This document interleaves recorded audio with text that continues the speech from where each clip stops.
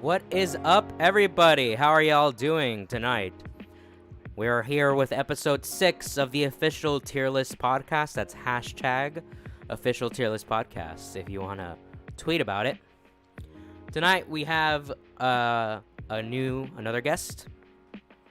Originally, I was going to plan on doing it with Tommy, but things came up for him. So today we have none other than Nicholas DeOrio. I'm going to indefinite and bring him into the call. Yo, what's up, Nick? Hey, what's up, buddy? How you doing? I'm good. How are you doing today?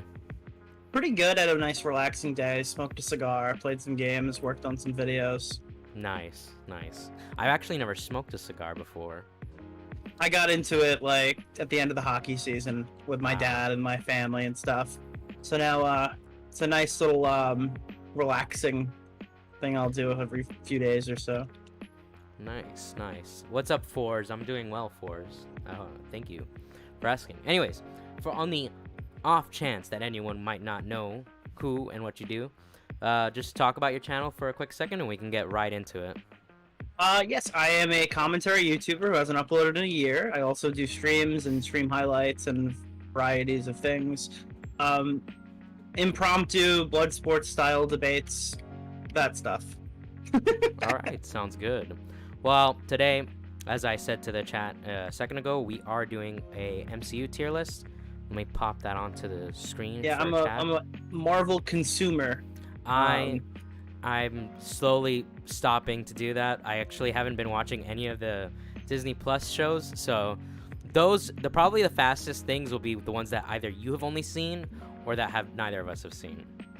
But we'll just get started. Iron Man 1. I think that's an S tier movie, personally.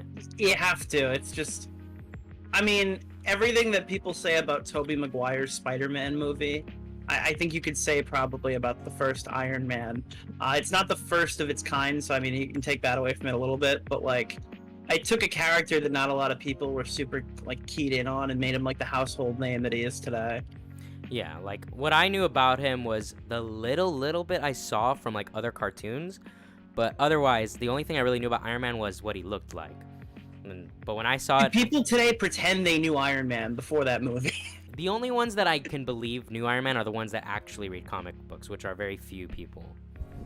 Yeah, it's one of those that, like, you saw the cover of the comic book, that guy looked kind of cool, but nobody knew anything fucking about him. Yeah. And, like, the fact that they took the chance on Robert Downey Jr., after with, like, how his shit went with him. This guy could have been Charlie Sheen if his life went a little bit worse. Yeah, and like someone in chat said, Ollie, it literally kickstarted the MCU. So, yeah. There's so many positives to it. The only downside is it does start the trope of the villain goes insane for no reason. But I mean, that's what did they call that? Do you ever watch Cosmonaut Variety Hour? Oh, he had like a fucking acronym that he made about like the villain of that movie. I forgot what it was. I used to watch him more, but I started watching him less because he was like really catty for like no reason, and I was like, whatever. I buy into that shit. I like when people are just like, I don't know. I like other people who are also assholes. I guess it depends. I guess it's very like situational. Like, what kind of asshole are you? I guess what made me fall out of like liking him so much was how EFAP covered him, and I looked at his videos in a different way since then. I never saw that. Yeah, they covered his review of the Spider-Man movies, and like they were like befuddled. They were like, we don't understand what this guy's saying. Maybe that would be a good thing to watch in my spare time. Yeah, I've never seen that. To you. I'll I don't write even it down. like dislike EFAP. I mean, I think I watched a Mauler video recently that I'm sure I'll talk about when we get to that movie. For 5 hours. You ever watch a 5-hour review? I've done it twice. I love long form content. I've always liked it, but it also depends on the topic. I've watched most of Mahler's stuff. I think I just thanks for subscribing, Sam McCloud. I cannot see anything because OBS is retarded, but I appreciate the subscription. But no, yeah, I've watched a bunch of Mahler's content. The only thing I actually haven't seen is his latest video, which was on Doctor Strange 2. Yeah, I watched it all. Because, like, I started a new, to quickly say, to quickly finish this segue, I started a new position, but my position now involves me to be more focused on the job, and I can't just watch videos. I can listen to stuff, so I've been listening to a lot of Destiny streams, but I can't watch things. I'll be right back. My dog wants back inside. How you guys doing, chat? Good to see a few familiar faces over here. Luna Lizzie and Sam McLeod I've seen before. And if I forgot your name, well, sorry. Yeah, so we're just chilling on the MikeTheBike stream right now. Stan Marsh, hello. Yeah, I don't know. I have like a fucking online history of being very pro Marvel, so I'm sure my takes won't be perfect to everyone's liking throughout the stream. All right. I've been a Marvel defender. Yeah. MikeTheBike, so true, so true. That is actually my dog's name, so I'm gonna have to ban you from chat. Someone said put Morbius in the S tier. I do you want to tell them kind of like the whole spiel you told me? Oh yeah. So now that since No Way Home, and with some of the tier lists, thanks to the announcement of Wolverine being in Deadpool 3, they have started adding all these other movies that I don't have a problem with them being considered canon, but I'm just not going to count them in the rating. One, because I have so much to say about these movies that it would take up a lot of time. And two, we literally did a Spider-Man tier list last week, so we've done all of these. The only things we didn't do is Venom and Morbius. If anything, if we have time at the end of the stream, we could like quickly place them, but probably won't be talking about them. We have a lot on our hands here. This is a whole cinematic universe. 28 films, right? Yeah, 28 films, a bunch of shows I never even heard of. Like one was called like Hellstrom. I don't even know what that is. Yeah, so I mean, you know what? Let's save time. There you go. Have no clue what that is. All right, Incredible Hulk. This one I think is like kind of overhated, but it is like kind of like whatever at the same time. I'm thinking like B or C with this one. I would say C. Okay. I don't know. I haven't seen it in a really long time though. Maybe I'm wrong. I just that's also an interesting story because apparently the guy who originally played the Hulk was just like awful to work with. That's what I've heard, at least. Is that like? Yeah, apparently he's probably kicking himself so much right now. For sure. I don't even know if I necessarily like Mark Ruffalo. Like I enjoy him in the movies and stuff. It's just I don't know if I have a problem with the Hulk character or the Hulk actor sometimes. Well, I know as a person, Mark Ruffalo is actually insane. But such a douche. Yeah, I know. But I actually like Mark Ruffalo, or I liked Mark Ruffalo, but I feel like since Endgame, I've been liking him less and less. Mm-hmm. But I mean, I really did like Edward Norton's Hulk. I really liked that. But so it is kind of a shame. And I also do like the design of Hulk in this movie. I like how he looks like really mean, and I like that. Yeah, it looks like they kind of softened him up in the newer ones. Like he's literally like smoother. Yeah. Because this not one as much as like the original Hulk movie that they made before. Oh god, no. I remember that one. Yes, I do. I'm just old enough to remember that one in the theaters. I remember. Wait, that came out in 2003, so I would have been 9 years old when that came out. Then maybe I didn't see it. How old? No, maybe I did. I would have been 6. Yeah, you probably saw it in theaters. Yeah, I had the game on GameCube for that movie. Yeah, oh, man. But it's nostalgic. The games were fun. The Hulk games were fun. Specifically, the one where you can like literally tear down buildings.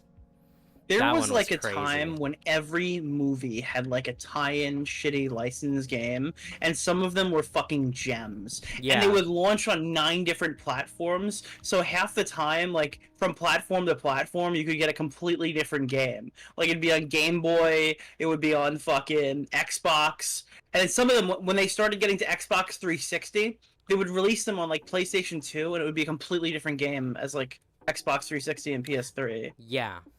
The Iron Man, unfortunately, Iron Man's, in my opinion, has never had a good game, which is such a shame because it seems like the perfect type of character to have a game. Have you ever tried Iron Man VR? No, I don't have any VR stuff. I haven't yet, but I've heard good things. Like it's a decent hack-in game, but like it's actually pretty cool. I don't know. I'm hoping with PSVR 2 they port it. Same. Yeah, I'm looking forward to eventually getting a PSVR, but if I'm saving money for other things, so if I do end up being able to save money for a video game thing, it would probably be a PS5 before a VR thing. Yeah, I mean you need the if you're getting the PSVR, you need the 5. Exactly. But yeah. Iron Man 2. Again, this is another one that I think you know what? Maybe it's not overhated. I actually kind of don't like it.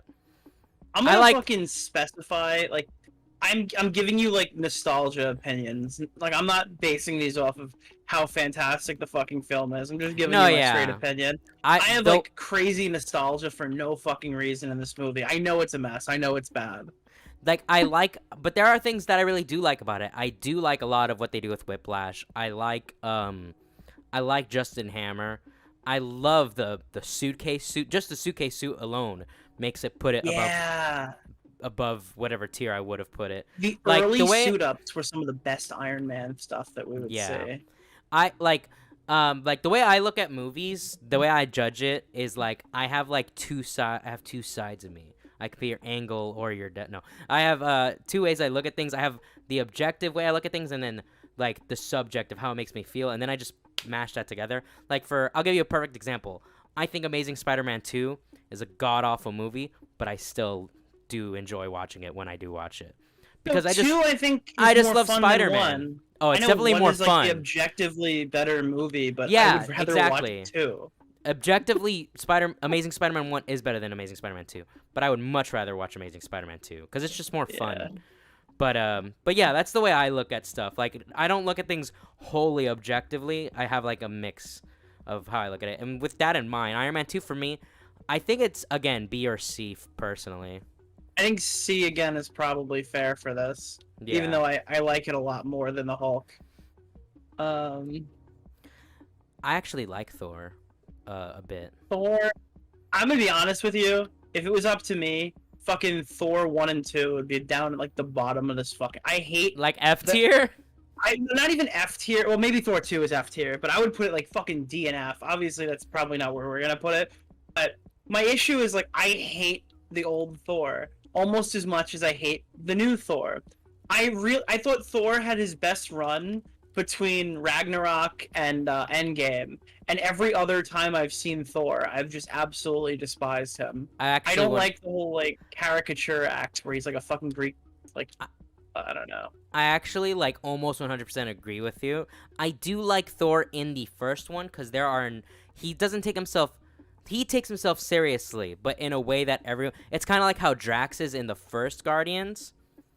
Like for me, like what Drax is to Guardians 1 and Guardians 2 is what Thor is to Thor 1 and Thor Ragnarok. Like I think that's like a good analogy for it. I do like Thor. I would put it in B tier, but if we want to compromise, we can just put it in C.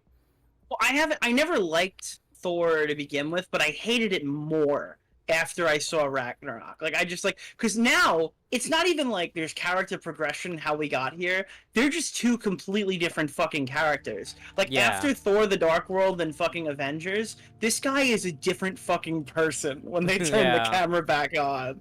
It's not even like they're literally different people when they cut his hair. So it's hard for me to go back and even watch these anymore. Yeah, that's fair. I would put it I'll put it in like C tier to put it like between the 2.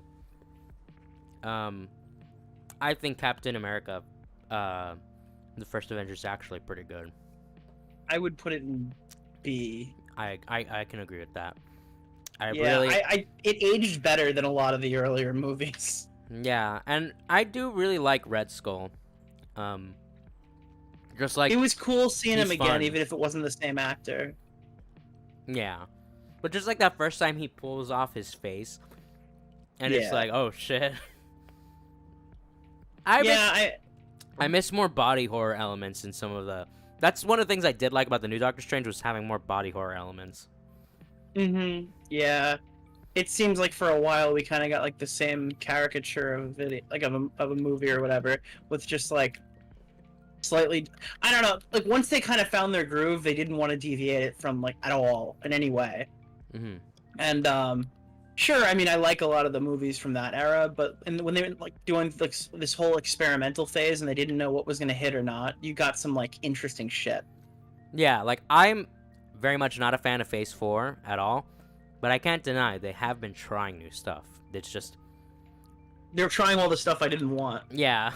Well, I think me and my friend, one of my college friends, were talking about Phase 4 and how like pretty much every director is like, oh, I made a commercial and now I work for the MCU, and it's like these people have no experience, which I'm all for giving new directors a shot, right?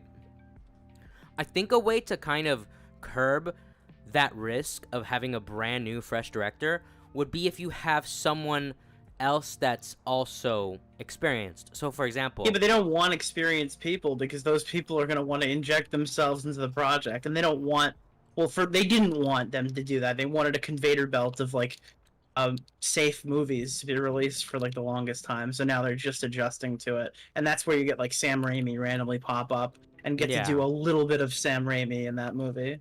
Yeah, I don't know, like what I would, because I know the guy that made Shang-Chi is doing Secret Wars, which I don't know how I feel about that, but what would make me feel more comfortable is if I knew that maybe the Russo brothers were not a co-director, but like at least a guiding hand to kind of smooth things along. But I mean, we'll see how it works out. The first Avengers, That's S tier. Yeah, like I mean, it's the first of its. It's like the Iron Man of Avengers type team up films. It's both the biggest problem in the MCU because like I think a lot of the later content tried to recapture what was in that movie poorly, but it's also the thing that made everything great. It's a double-edged sword. Yeah, like there are like it has aged. It is like you can tell like, oh, this is like it has aged in a way, but I don't think in a bad way. I think it still holds up really well. I love Loki as a villain. He's actually really vicious in this movie, and they convey his power really well because a lot of people just think, oh, Loki is like nothing without like his magic, but like in hand-to-hand combat, he takes down Captain America, so that says a lot on its own. I watched one review of this movie, and they gave me like sort of weird angle that I hadn't thought of before, but it's kind of true. Joss Whedon came in and kind of undid a lot of the character progression that you'd have seen in the last few movies. Like I think before this, there was the first Thor movie. I don't know if the second one had come out at this point. The Captain America movie and 2 Iron Man movies. And Tony had like some character progression, but as soon as the like thing starts rolling, he's acting like a caricature of himself. Captain America is played as like extremely stupid as a joke multiple times. A bit more so than I think like Thor was turned up to like level 11 in terms of like goofiness, and it doesn't necessarily feel as close as like or as seamless as it should between those movies. It felt like they were kind of trying to I guess play it safe. I can agree with the Iron Man critique, but Captain America, I mean, he has a pretty fresh perspective on things. He's kind of a fish out of water, more like in the same way Thor was before. And Thor was laughed at in his first movie, too. I think Hulk was completely rebooted in this movie without having to say it. Like, I watched somebody's review and they're like, I'm always angry. And he's like, that's an awesome one-liner. What the fuck does that mean? Yeah. Has Bruce Banner mastered the ability to change into the Hulk at will this early in his story? Like, can he just Hulk whenever he wants? Why does he have to move to a different country to not hurt people if he can just Hulk whenever he wants? Yeah, like the intent of that line is that he can Hulk whenever he wants, but clearly, based on every other movie after, that is not true. Not even after. He just beat the shit out of Black Widow like 10 minutes before. Yeah. Like, he fucking flew out of the helicarrier right before. So, like, you're telling me, oh, yeah, no, you understand, I'm always angry. Wait, what the fuck? You wanted to do that shit? Wait, what do you mean? Yeah. But still, I think with all the other things we said about it, I think it still belongs in S tier. Mm-hmm. Iron Man 3.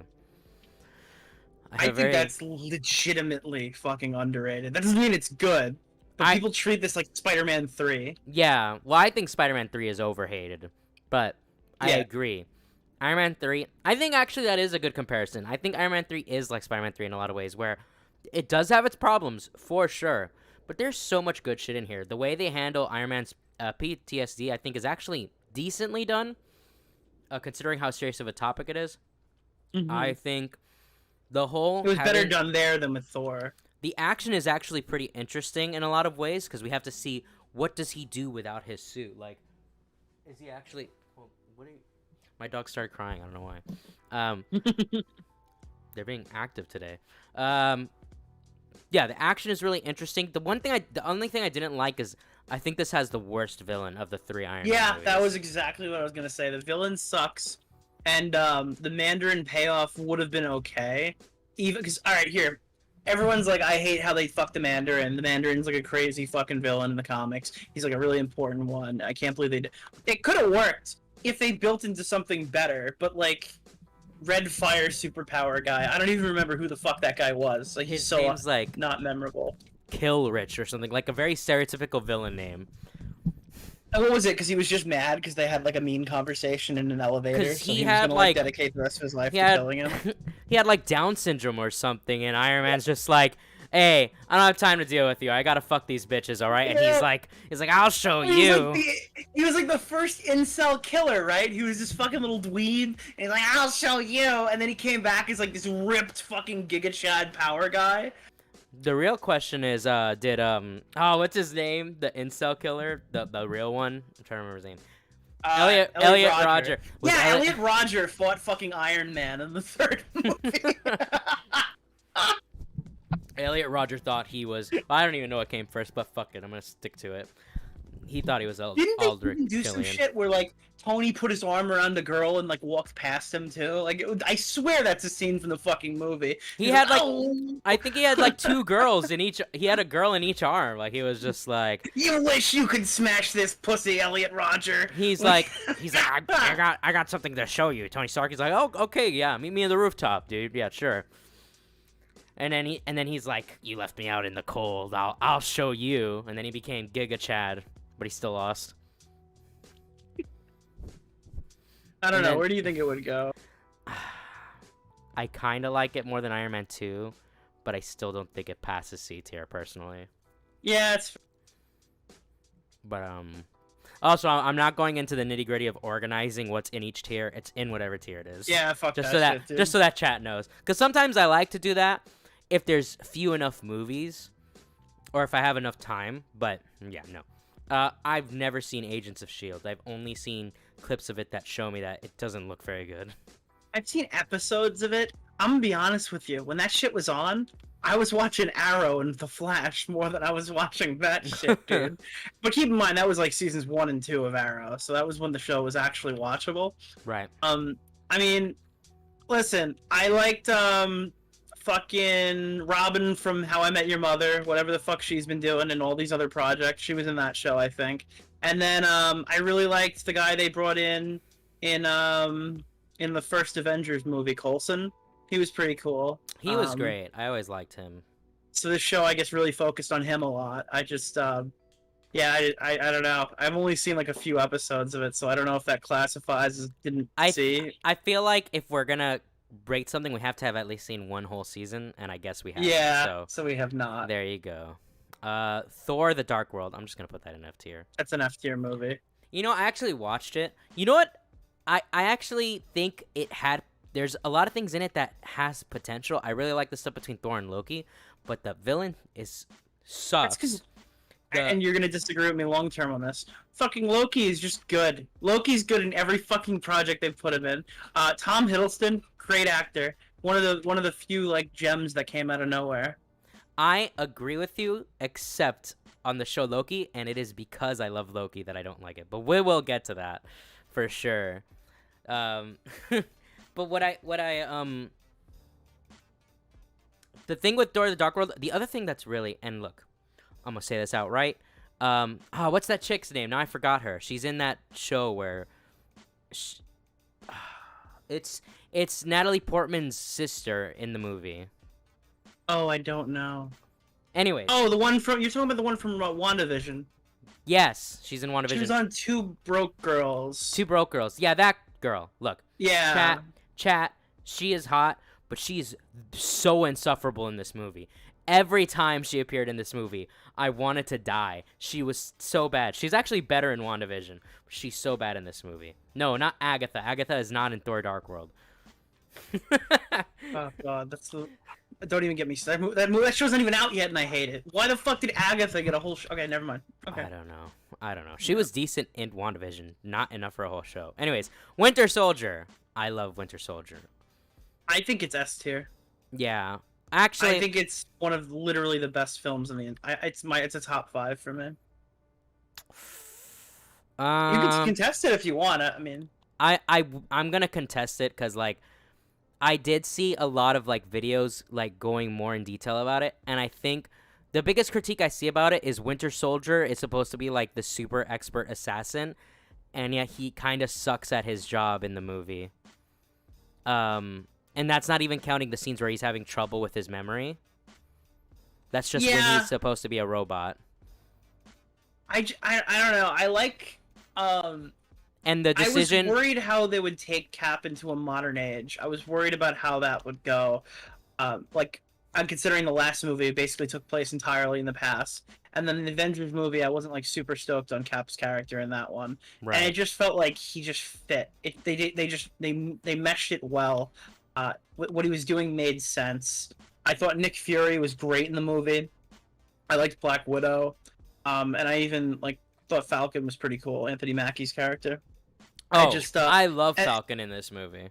That scene with it's probably one of my favorite MCU scenes ever. Is the one where Nick Fury is using like every part of the car to not get killed by the Winter Soldier. Yeah. You know what? Yeah, because my two biggest complaints is the fact that Bucky isn't as good as he should be. Like, there's plenty of times where he should definitely be able to kill a Cap, and he just straight up doesn't. And then the other thing is Cap's decision. Obviously, the thought behind Cap's decision makes sense, but the fact that he risks so many lives with tearing down those helicarriers at the end makes me be like, I don't know if Cap would risk that. But everything else, you know what? I put Avengers in S tier and I actually do have a few issues with that one. I think I'm cool with putting Winter Soldier in S tier, actually. Based. Guardians goes in S tier. We just cut to the chase. Talk about Iron Man with characters nobody knows. This took a whole team that nobody fucking knew and made them a household name. Marvel's biggest flaw is going to be making James Gunn leave. The fact that Guardians 3 is the last time we'll see that whole cast of characters, because they're all going to go with him probably. I doubt we'll see them after that. Yeah. Unless they need the money, or whoever's alive needs the money. But, oh my god, like, what he's been doing with DC has been great. I just wish, because I wish that when he put down Guardians, he'd pick something else up. He's just probably the best director. My hope for Fantastic Four was either they were going to give it to James Gunn or Brad Bird, who directed The Incredibles, because I feel like either of those people would be really, really good at doing a Fantastic Four movie. And I was actually pretty hopeful when John Watts was set up to do it. He's directed all the Spider-Man movies for the MCU, which I really like those Spider-Man movies a lot. I was the biggest defender of them because everyone's biggest complaints about those movies were, those aren't those movies, like, that's not really Spider-Man. Spider-Man's X, Y, and Z. And I'm like, I grew up with Spider-Man. I've been a fan of Spider-Man since the PS1 game. Like, I love Spider-Man. I get all those complaints. My theory, which turned out to be right, was that the entire trilogy was the origin story for this version of Peter. So when I saw that ending of No Way Home, I was like the happiest guy in the fucking theater. I was like, all this time I've been defending these goddamn movies, and I was right all along. But yeah, Guardians is amazing. Like, there's not really much to say about it. That hasn't been said before. Agent Carter. I have not seen this. I haven't seen it either. All right. I forgot that was a thing. Daredevil's S tier. I don't think. Yeah. Season 1's like practically perfect. Season 3's practically perfect. The only thing I don't like about season 2 is the Hand and Elektra, but still, like, incredible show. And I'm cautiously optimistic about the return of him with Born Again.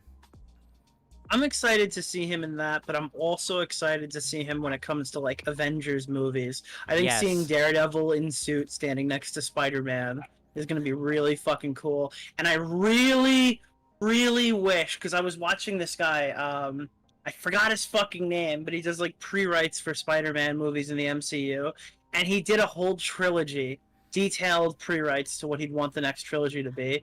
And he had one where like Spider-Man is doing like he's handling a lot of the bigger stuff, where like he's also working with Daredevil, like he's the MCU counterpart for that episode that just or for that movie that just shows up. And I think that would be really, really cool for kind of a street level Spider-Man movie. Yeah, so like I said with No Way Home, it's not just the ending. I predicted so much about that movie. I even predicted things that I didn't think they were going to do. Not that I predicted, my hopes ended up coming true. One of my big hopes for Spider-Man fighting Doc Ock. So in the comics, from what I've seen, typically the goal of Spider-Man fighting Doc Ock's a regular guy. He just has metal arms. So the goal is to just land one punch in the head to knock him out, because that's all he needs to do. And when you actually look at their fight in No Way Home, he doesn't land any hits on his head. And I don't know if that was intentional, but that makes me love that fight so much more. Yeah. So small things like that, I was like, oh, I hope they do this. All of them ended up coming true. My hope for the next Spider-Man movie is it goes street level, just like the first Homecoming. And the main villains I want there to be 3-man villains with the one on top. I want Kingpin as the main villain with Tombstone and Hammerhead. I want those to be like the trio. And I do want it to be a team up between Spider-Man and Daredevil. And I kind of want Spider-Man to take the wrong lesson from the end of No Way Home. If you remember in season 3 of Daredevil kind of isolated himself from everyone that he loved because he just felt like they were going to weigh him down. So I would actually like it if Spider-Man takes that same lesson and then Daredevil teaches him what he learned from the end of Daredevil season 3. Oh, that would be cool. We'll get more to that when we talk about Spider-Man, but I have some Avengers Age of Ultron. I think it is overhated again. It's overhated, but it's hard to be like. It's the worst Avengers movie. Easily. But it's like it's the worst of a very, very good subset of movies. I think it'll be looked at more positively if the next Avengers movie fucking bombs. Oh yeah. I'm thinking like B tier or C tier. Yeah, I would say B. I think it's above the C tier stuff that we like. I do like a lot of things about Ultron. I think they kind of like the ideas behind Ultron was great, but like the delivery was kind of flopped in a way. For one, I think the movie looks good. It looks really awesome. Good. I liked everybody teaming up there. One thing I hate how fucking Wanda has a Russian accent in that movie, and then she just doesn't after that. Like, she's just no longer Russian in the next one. it's like, probably why not making her like. It's probably because they got hard critiqued, like this Russian accent isn't very good, and they're like, okay, let's just drop it, y'all. They should have dropped it when they were filming. I mean, oh god. Honestly, if Wanda talked normal in those movies, I think and then in that movie specifically, I think I would have enjoyed it a lot more. Like Black Widow is supposed to be Russian, and they never gave her a Russian accent. So I know. It's. But I guess the difference is that Black Widow has been doing what she's been doing for a while, and the idea is that Wanda just started. Like, she's fresh from her country, so she would have an accent.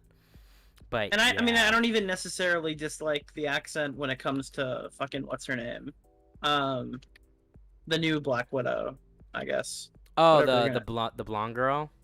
Yeah, Nuclear Tech. I like her. I think she's pretty cool. I do like her, although I'd like to see her in something good. I haven't seen Hawkeye, but I've heard she's an idiot in that. I found that. Okay, we'll get there. We'll get there. Yeah, we'll get there. Ant-Man. So Zip Zap would put this at the top of S tier because this is her favorite movie. I like Ant-Man. It is not the best MCU movie. Ant-Man is a really, really decent origin movie that came out at a time when, like, I don't think people really wanted to watch an origin movie. Yeah. You know what I mean? It's fun. Like, this is a Phase 1 movie that should have gotten made in Phase 1. It's not in Phase 1. Yeah, it's fun, and there's a lot of really interesting action sequences, but that's about it. The villain is literally just a copy of the Iron Man 1 villain. Yeah. I'm putting it in B tier because there's nothing really fine. wrong with it. I mean, I'm an Ant-Man defender. You'll see, I have the same position really as what you just said with the Wasp. Yeah. So we'll get there. I don't want to fucking jump ahead. Jessica Jones. I actually did like season 1 and 3 of Jessica Jones.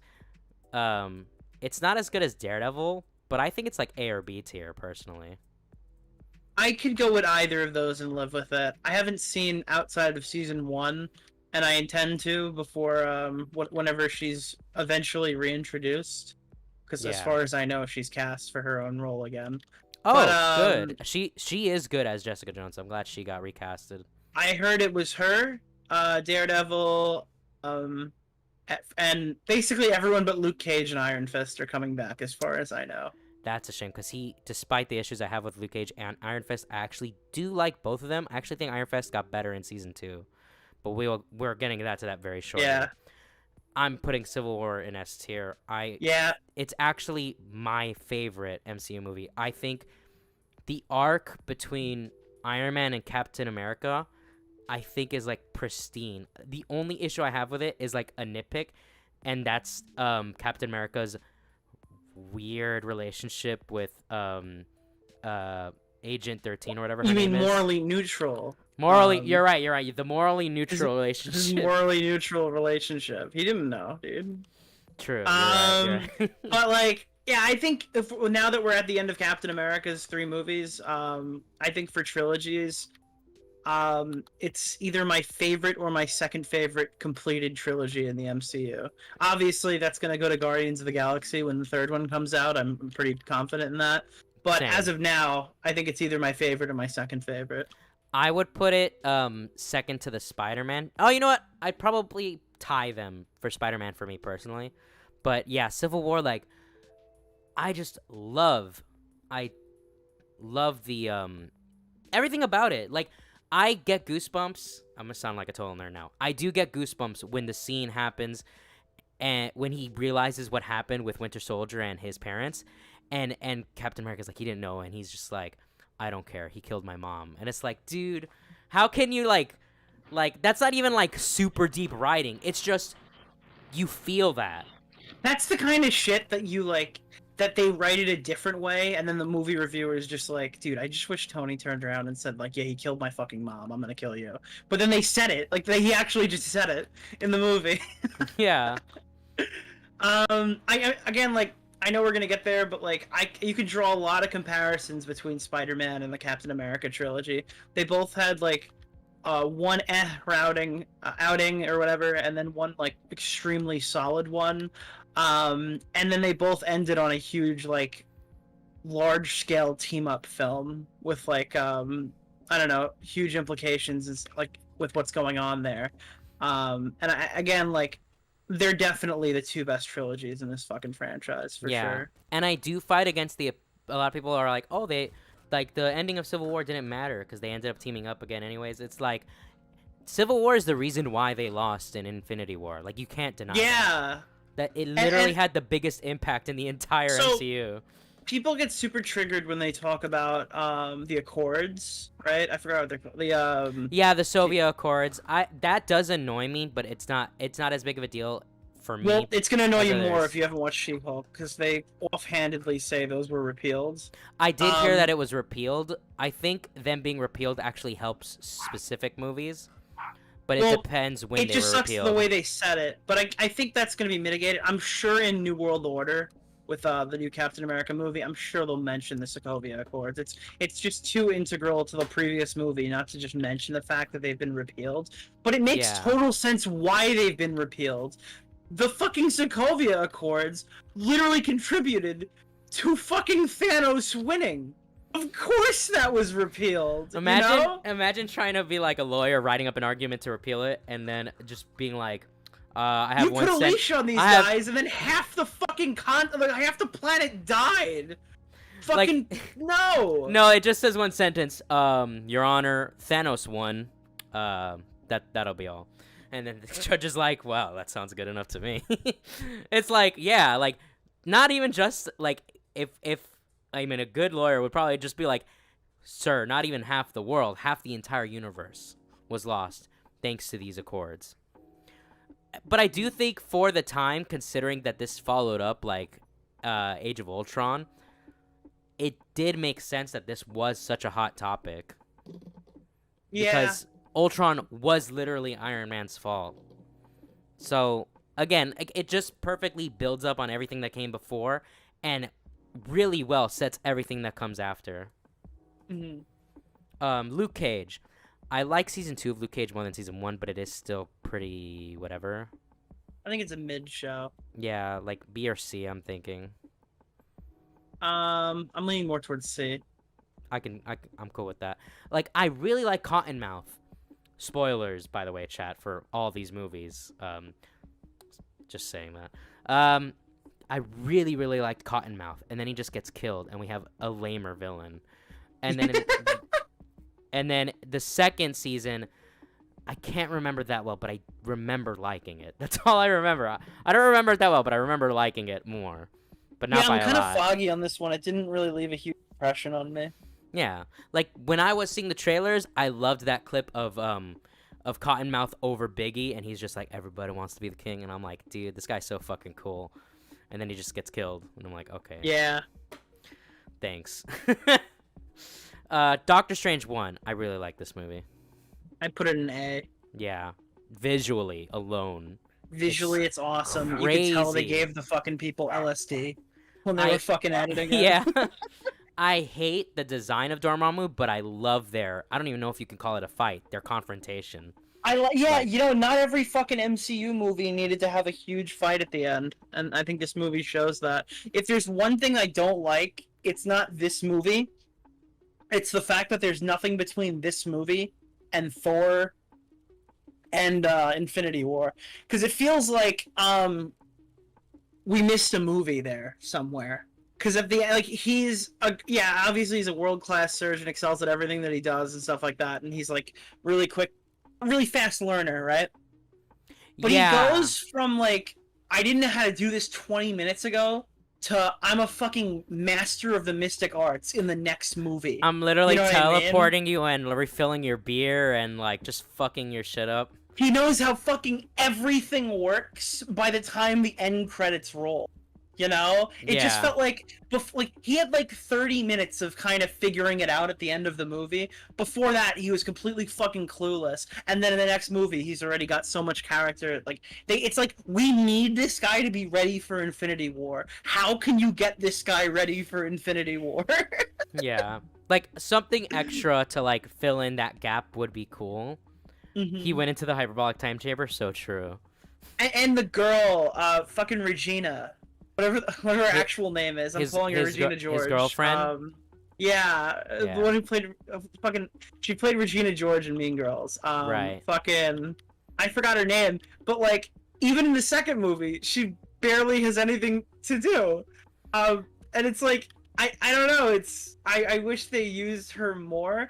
I love the scenes of the two of them interacting in the hospital, and I wish we got more of that. They have great chemistry. I agree. I wish they had more to do together. I hope they don't pull like a fucking an Aunt May and just kill her off in the third movie, because I really like her. Well, it's worse than that. She got married off. We ain't seeing her ever again. She's done. Even then, there's still stuff that can be done with that. And he's going on like a whole adventure with that blonde chick that showed up at the end. So we're probably not seeing her. That's the other thing, is he's going on the whole adventure. There's like another movie we missed here. All right, I want to know what happened with Mordo. I want to know what happened with the girl. I want to know what happened. I was so hyped for like him and Mordo to have like a whole thing, and it's just like, nah, we don't got time for that. We're gonna kill him off in the fucking beginning of the movie, and the studio's like, hey, wait, we might need him later. Please don't do that, bro. It's so. I think Doctor Strange is at his best in terms of skill and entertain. Like I like the intro movie. Don't get me wrong, but usually the first movie isn't my favorite version of that character. I don't know. I'm not a huge origin story guy. I think this is a really good one. That's why I would say it's rated so high. Yeah. But I think he's at his best in some of the Avengers movies, but like the symptom of that is that we didn't get, like, he's here, he's active for about a year, he's blipped for fucking 6 of them or whatever, and then he's just back, and now all of a sudden, like, the whole world is continued. He didn't really get to have his middle arc. He didn't get his Winter Soldier movie, and he jumps right into his fucking Civil War. Yeah, I was gonna say, like, we got a first and a third movie, but we totally missed out on a second movie. Yeah. But that being said, I do like Doctor Strange, and I said that word weird.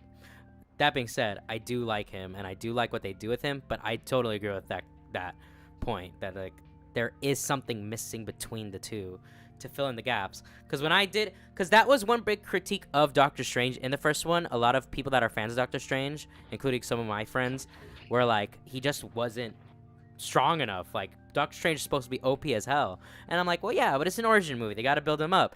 And then when Ragnarok happened, I'm like, okay, I guess they don't have to build him up, he's just OP now. Yeah, it was jarring to jump between the two, because I fell out of the MCU really after Age of Ultron, and I had one of the most interesting Infinity War stories of all time. I didn't know it was coming out.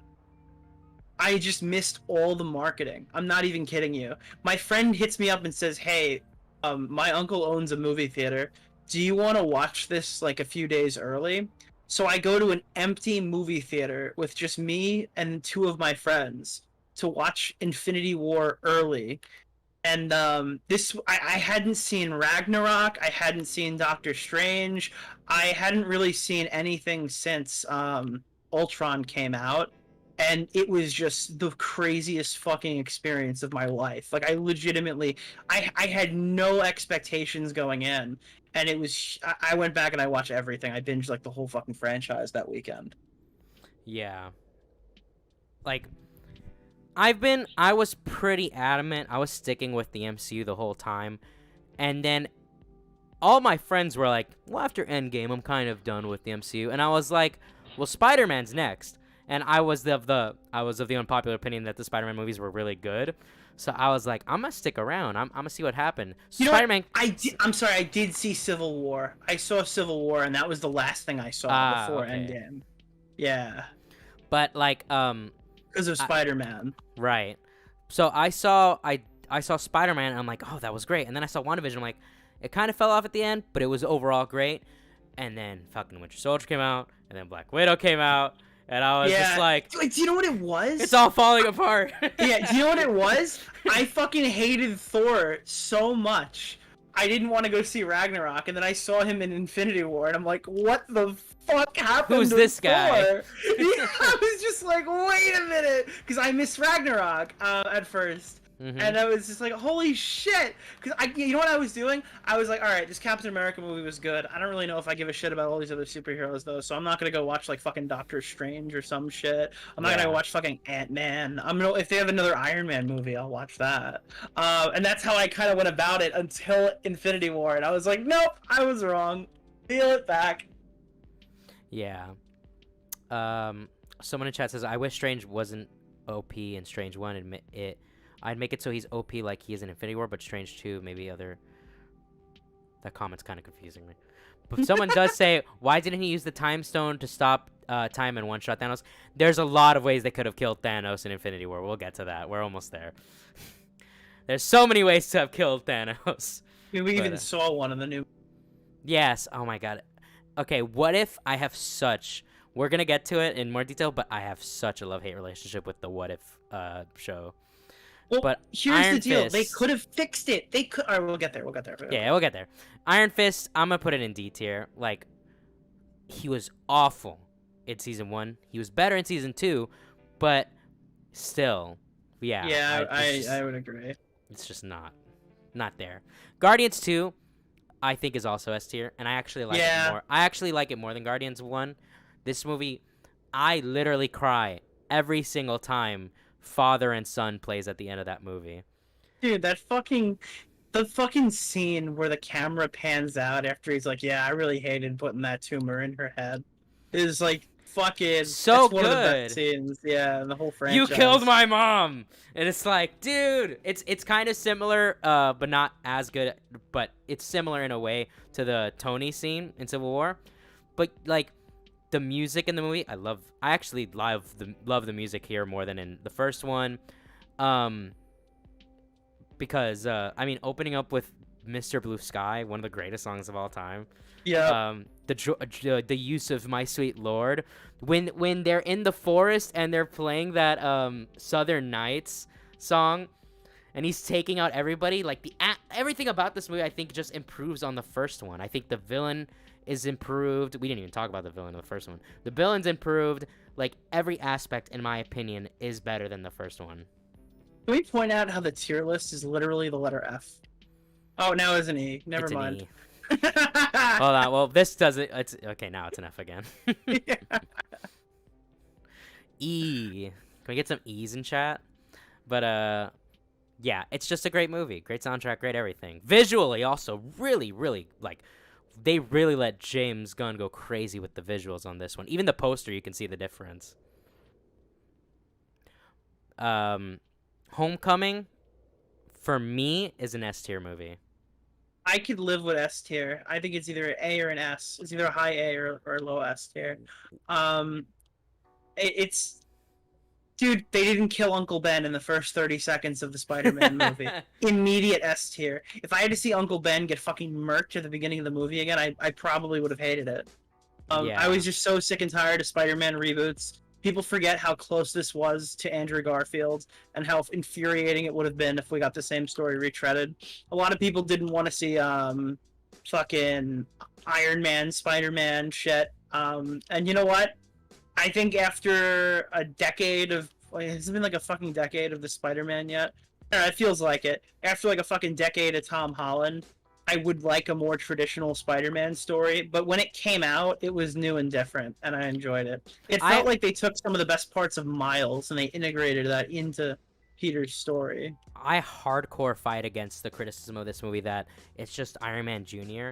Like, the fact of the matter is, and no one can fight this, he beats the villain with his own homemade costume without any help at all, other than his friend, but without any help from Iron Man. He gets the job done at the end of the day. That scene where he's trapped under the rubble is one of my favorite Spider-Man scenes of all time. It's really good. You want to see an insane debate? Watch Mahler and Rags versus, I think it's Neurotic and some other guy, about Homecoming. One of the guys... Mahler and Rags are on the side that it's good. One of the guys on the side that it's bad, it's like, dude, he cries in this movie. And Mahler's like, you mean when he thinks he's gonna die? And he's like, yeah, I don't know. I feel like he just cries too easily. And then Mahler's like, he's 15 years old. And it's like, the criticisms of this movie are so insane sometimes, dude. There is not one single bad villain in this. Maybe the Lizard. Maybe you could complain about the Lizard. But there is not one single bad villain in this entire trilogy. There just isn't. You're going from fucking... what's his name? Jesus. Oh, God. I can't remember names today. Michael Keaton. Who, with the scene in the car, is like... insane. So good. Honestly, the car scene is probably my favorite scene from this entire trilogy. It's really high up there. Like, I remember when I was in the theater watching it, and he opened that door, and it felt like a million thoughts were going in my head at once. I'm like, wait, is he, like, threatening these people? And then it's like, oh, no, it's my dad. And I'm like, wait a minute, what's going on? And then when they're in the car, I was, like, ripped to my chair, man. It was like, And it's not even that, not that it's complex, but it's so good. It's sometimes simplicity is a good thing. When the light changes from red to green, when he figures that shit out, is so good. That's just good filmmaking. I don't care who you are. Yeah, when not Michael Keaton, when fucking Mysterio is the weakest villain out of the entire trilogy, which I would say main villain. Yeah, Mysterio. He's the weakest, but I mean, he's still fun. Great. Yeah, like that's the worst it gets. Like there's so much to enjoy in this fucking trilogy. Like me growing up with Spider-Man, my three favorite villains were always Venom, Mysterio, and a tie between Doc Ock and Green Goblin. Those were always my three favorite villains growing up. Mm-hmm. Bro, I for the longest time wanted Mysterio in a Spider-Man movie. I'm like, dude, they can make him a special effects artist. Like, there's so much you could do with Mysterio in a movie. And when that scene, we're talking about No Way Home, I mean, Far From Home real quick, but that scene where he's trapped in that little freaking world that Mysterio puts him in, crazy scene. Absolutely love that. 100% CGI, and you wouldn't you would know it, but you wouldn't know it. I mean, it looks so good in that scene in particular. By the way, worst thing about this movie, while we're here, easily 100%, the fact they set up Scorpion to never use Scorpion. Right? Oh my god. I think they will. I believe they will. But... What I would like, since there is no more build-up for Scorpion, what I would be okay with is if Spider-Man, because sometimes I feel like these movies need to just start with an action scene. I would love if Spider-Man 4 opens up, we get the opening credits, and it's just Spider-Man saving J. Jonah Jameson from Scorpion. I think that'll happen. I think that'll happen in one of the newer ones. Because here's the thing, they're going to be struggling to pull some plot points from the older ones and kind of it's the same thing they did with all the old Iron Man stuff. It's like, I want to make this kind of connected to Iron Man because Far From Home's kind of connected to Iron Man. So let's rewrite a story that would have happened around the time of Iron Man 2 and explain why Mysterio hates him and stuff. I guarantee later on down the line, we'll get like a retcon and that Scorpion was like active or something at this time. Or some shit was going down during like the events of Far From Home with him like getting broken out of the prison or something. Yeah, like Homecoming's great. I really like it. Every critique I've seen of it like is super easy to combat cuz like other than the argument, oh, he's not comic accurate. Like for me, and one person in my chat, Kyung the King, who I call Yuki because that's what she used to go by, me and her argue about this all the time. I don't give a fuck if it's comic accurate. I give a fuck if it's good. So base. What it needs to be is good. I do not care if it's comic accurate. The Shining is always my perfect example. One of the worst adaptations of all time. One of the best horror movies of all time. Right? Yeah. You don't need to be a good adaptation. Obviously, there needs to be some connections. I don't want Spider-Man here with a fly costume with fly powers, and he's like, I'm Spider-Man. There obviously needs to be some connections, right? Yeah, but I think when you go and re-kit Miss Marvel entirely and give her entirely different powers, that's probably where I think you might have deviated a little too far. Yeah, I touched on this with Mandarin. That was a ridiculous fucking Iron Man 3 thing, but it could have worked. What annoyed me most about the Mandarin was I do think Ben Kingsley was a perfect actor to be the comic Mandarin. But I don't mind the twist in and of itself, right? It's just that the other villain sucked. Like if it turned into like a different Mandarin or something that like and subverted expectations, I would have been fine with that. But yeah, no. I think that could have worked though. I don't think it's bad because they fucking subverted our expectations from the trailer. I think it's bad because they didn't do it well. Yeah. Also, Vulture suit, awesome. Actually, really intimidating. And the whole concept of connecting it to the fucking Avengers movie and giving him tech from like Chitauri stuff, like it makes that movie feel like it has the blip has been played off as a joke, and we didn't really get to see what life was like with the blip in most cases. Outside of I think the best scene was Hawkeye with Yelena, but other than that, like they actively tried to make the Battle of New York have weight throughout most of the phase ahead of Infinity War. Yeah. Nitpick. I still am annoyed that they call it the blip and not the snap, as if that wouldn't make 1,000 times more sense. Yeah. Like, it literally was caused by a snap, and there's no way they don't know that. They would be told that. So, I don't know. But, yeah, S tier. Defenders is kind of shit. I'm thinking D or F tier. I would say D. I don't think it's necessarily F. If it's better than fucking Iron Fist, I'll say that. It had I can more. agree with that. Yeah, it had more with it than Iron It Fist. had Daredevil at least. It had Daredevil and Stick. Daredevil had Punisher. I mean, I prefer Yeah. that over Iron Fist by himself. All right. Have you seen Inhumans? Because I haven't. No, I have not. Nobody in this planet has. Wait, is that only? No, is Inhumans only on the list because Black Bolt's in it? I guess so. Yeah, it's one of the Multiverse of Madness better jam this shit in their movies. Well, Inhumans was going to be the MCU, but it failed so bad that they just decided to not have it in the MCU anymore. Yeah. Like, it was made as an MCU property, and then it was like, oh, wait, this is bad.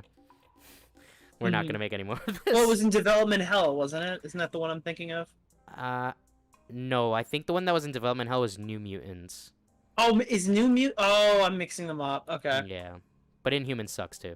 Well, actually, I've heard New Mutants isn't bad, but I haven't seen it myself. Thor Ragnarok, I think is... Oh, what did I press? Thor Ragnarok, I think, is S tier, honestly. Yeah, 100%. This movie cracks my shit up every time I watch it. I love, Help My Brother, that little thing they do. Apparently that was ad-lib. Actually, most of this fucking movie was ad-libbed. I can believe that. I love the way it starts. I love the use of Led Zeppelin's Immigrant Song, which, in my opinion, we'll get to it, but makes way more sense than the use of Guns N' Roses in Love and Thunder. It's so sad, dude.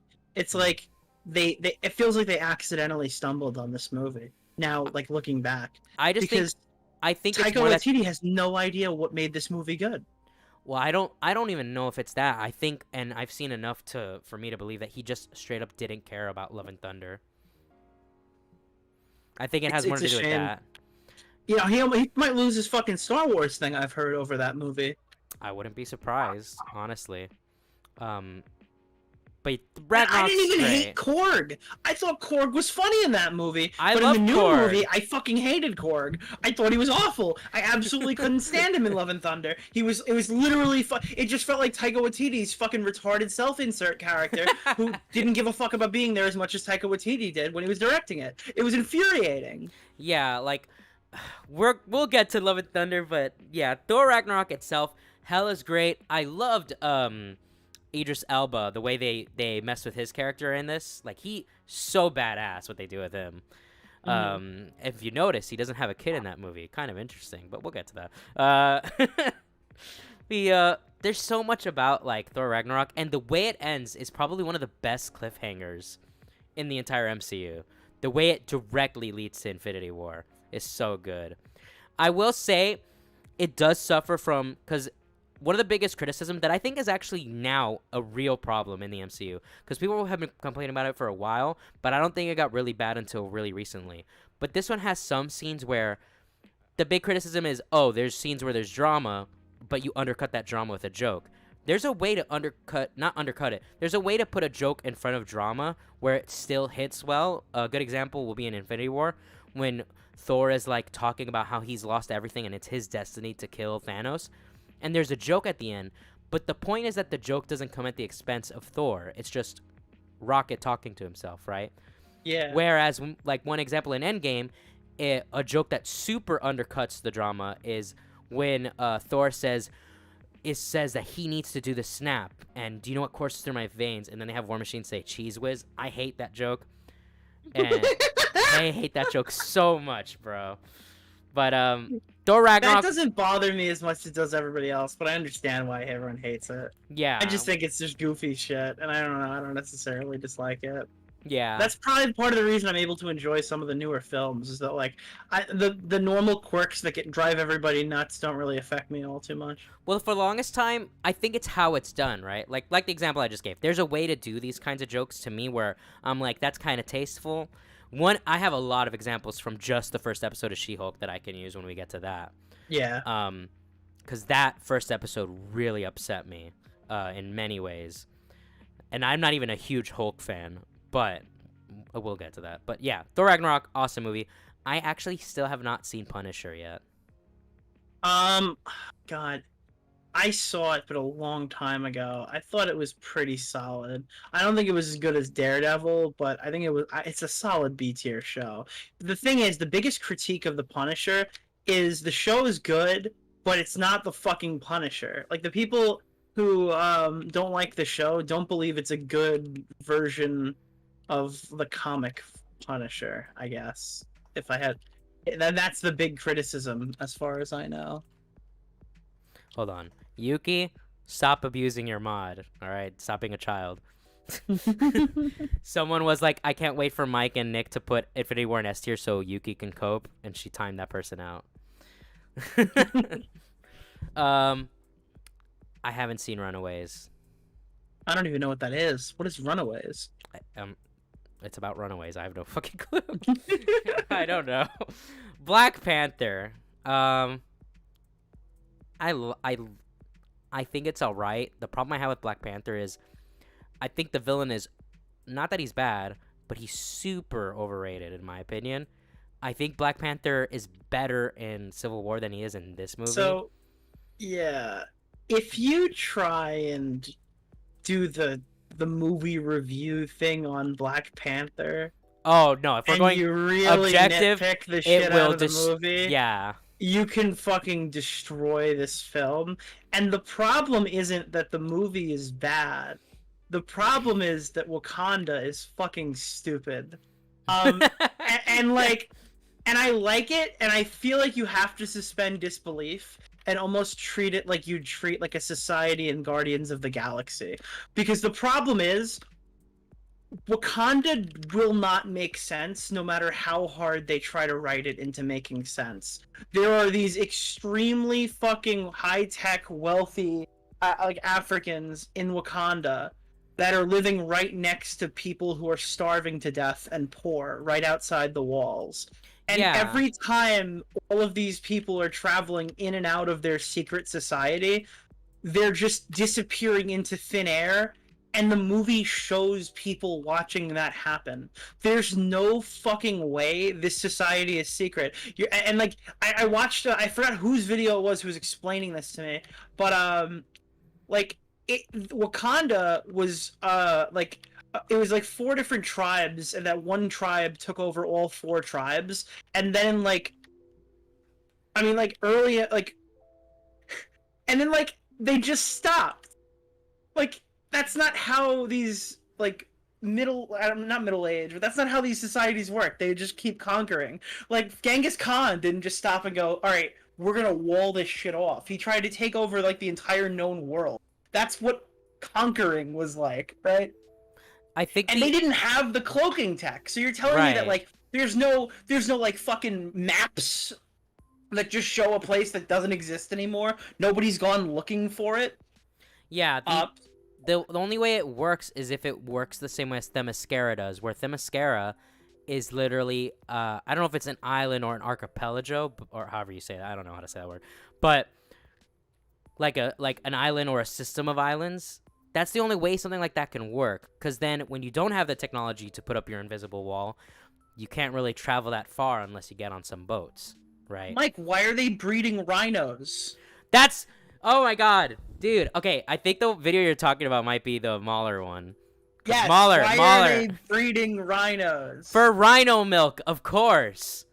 And the other one, and the other Mauler, this is again, it was definitely Mauler's video. That's who I watched. Mauler points out that you get the Black Panther power from drinking some fucking juice. Purple juice, might I add. Why can't you just give everybody the purple juice and have an entire fucking group of Black Panthers? Why is there just one Black Panther when you have this fucking mega drug that can make everybody into fucking Black Panther? Okay. I think the movie's good. I think the CGI is dog shit for the final fight, and it's embarrassing. 1000%. And I think that you have to literally treat it like a society outside of this fucking planet to really appreciate it. But if you can do that, it's like a solid B tier, C tier movie. I'm gonna put it in C tier because I don't think we can. Yeah. There's so much to complain about with the movie, to be honest. You get your powers from drinking lean? Yeah, basically. Like, Yeah, I wish. dude, why do I they have think. fucking? Yeah, I'm literally Mauler right now. Why The- do they have fucking spears? These people have fucking the Black Panther tech and spears. I love how Infinity War fixes that issue by making the spears rifles. Like, they were just like, can we not give them spears and give them like guns, which makes 1,000 more sense. Like, Yeah. like, I think their own cities look like rundown shitholes because it Yeah. has to fit with the aesthetic. If they're really that technologically advanced, they'd look like fucking America or better than America. They wouldn't look like a shitty, rundown, fucking poor country that just happens to have fucking like phasing technology. I don't know. You know what I mean? Like, yeah, the soundtrack's Yeah. good at least. Also, oh, it's great. bigger than anything we've complained about, the "What are those" joke was like 6 years old when this shit came out. Oh God. So fuck bro. that. No, it was And, 4 years old. Just It a was 4 years old. positive Still. thing. I thought I really like the accent that Chadwick Boseman basically created for this fucking movie. That yeah. could have gone extremely poorly. When's the last time you've heard an actor go, "I invented an accent for this movie," and then it didn't sound like complete dog shit? Like, that could have been horrible. And then also the fucking the villain of the movie? What's the actor's name? That's fucking- Michael B. Jordan. Michael B. Jordan was fantastic. I hope to see him again. He was good. I do think I agree with Mahler's take where it's like I don't think he's as sympathetic when you really think about it, because that moment he's like the women and the children too. It's like usually those are off limits, dog. All right, chill. Well, yeah, I mean they basically show that he wasn't in What If. Also, the line bury me in the sea with my ancestors. I do like how people tore that apart, because it's like, I mean, if your ancestors are in the sea, they're probably not your ancestors. That's logically speaking. But no, yeah, I do overall like it. I think it's overall I do enjoy it, but yeah, there's just so many problems with it. Infinity War is S tier. Yeah, Like- it is 100%. It's actually probably the best movie in the franchise.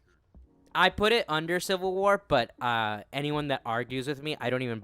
I'm like, I won't argue with you, dog. Like, that's like, it's so fucking good. Like, Thanos is amazing in it. Josh But- Brolin. by the way, is I so do- Good. I like these posters where it's like really symmetrical. By the way, I just want to point that out. Yeah. But yeah, Josh Brolin kills it as Thanos, and Yuki, for your comic accuracy, his reason for doing what he does is way better than him simping for death. And by the way, he doesn't get with death anyways, so he gets cucked in the comics. The obvious critiques are there's a million ways to kill him. Why didn't they just put a portal around his head? Some of these I think there's logical arguments like, oh, why didn't Doctor Strange use a portal to cut off Thanos' head? I think They could have retconned the fuck out of this, and it could have made sense, and they just didn't. And it's so fucking infuriating, dude. I just want to. I understand this is not the Doctor Strange Multiverse of Madness portion of this review, but I'm just telling you right now, they fucking added in a whole little awkward moment in the beginning of the movie where the guy said, "Was there another way?" And then he goes, "There was no other way," but he didn't look sincere about it in that fucking scene. yeah. And then later on in the movie, they show you that there was another way. So, yeah, he only saw 14 million different possibilities, but it feels like they wrote it in a way where they were going to admit that Doctor Strange couldn't let himself die to protect the world, and it had to be Tony. I feel like that is the thing. I think they wrote it like they were going to go that angle, and they just forgot. Yeah, like, the thing with Doctor Strange 2, to touch on it really quickly and not go into detail about it, the biggest problem I have with and it's a huge problem because it's the entire message of the movie, is that there's always another way. That's not true. It is a good lesson to teach people sometimes there is no other way. Sometimes you have to make hard decisions in life, especially the more higher in power you are. Sometimes you have to make a decision and there is no other option. You've got to make a tough decision like that. And that's what Doctor Strange, chose in Infinity War, and it's like, oh no, okay, never mind. He missed the 14 millionth and one reason. He missed. Well, he missed... I really wanted it to be like, no, there were multiple ways that could have happened, but it would have ended with him fucking dead. So he took the one where he lives. I wanted it to be that, because then, like, there's something to build off of there, right? Yeah, that like, could be good too. Like, it's like, but the other things that people come up with, like, oh, why didn't they create a portal and just cut his head off? My argument was always he had the Space Stone, probably couldn't do that. Because that Space Stone could combat that ability, maybe. Mm-hmm. Like, he had a lot of stones when they fought, so I can always come up with reasons why certain things people say wouldn't work. One of the big things people say is, oh, why didn't they try to convince him through a conversation? And my belief, until What If, was Thanos was so set in his ways that if you told him, like, oh, why don't you just double the universe's resources? Oh, that just prolongs the issue. And then someone could argue back, well, so does just cutting people in half. Okay, well, Thanos can respond, yes, but it teaches everyone a lesson. Like, there's a million ways Thanos, when you have, it's like arguing with a flat earther, kind of, right? Like, there's always another way that what they believe in can be believed in. And that's the way I saw Thanos. But because of one of the episodes from What If, it turns out he just needed to talk to Black Panther and everything would have worked out. So, so much for that, I guess. But without the future context, on its own, I actually think it's really, really good. Mm-hmm. And what they do with Thor in this movie is the perfect continuation from Ragnarok. That scene when Tom Holland is like, when Spider-Man's like dying, incredible. And that was actually improv from what I remember. Just so much about this movie is, I defend the Iron Spider suit, but I also acknowledge the classic red and gold one is better. But I think the Iron Spider suit in this one is so fucking cool. I thought it looked fucking sick. Now, keep in mind, when I saw it, I didn't see the trailer. So I was like, holy shit, that thing looks awesome. Because I saw it live while I was putting it on. I really liked it.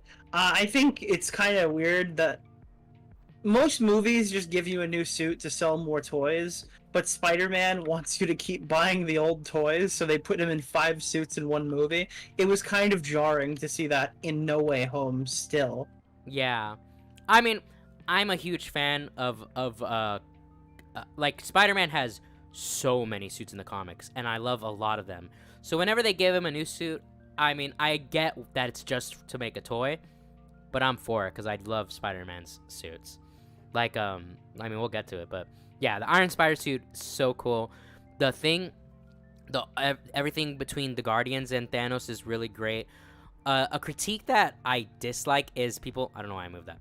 The critique that I don't like is when people are like, oh, Peter Quill, Star-Lord ruined everything. It's like, yeah, does that not make sense? He just lost his mom. He just killed his dad. And now he just figured out the love of his life was killed. Yes, he fucked it up.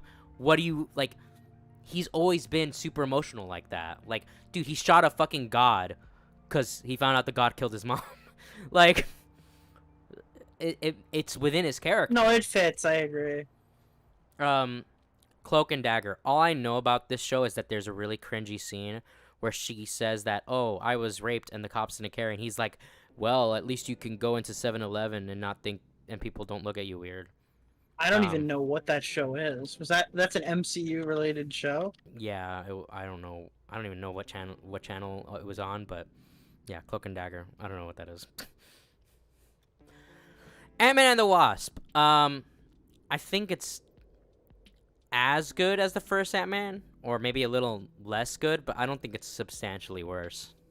I think it's just like Ant-Man has been the most consistent so far, and going out to see the I don't think it's the best by any means, but I don't think one movie is really better than the other. I think they're both kind of where they are.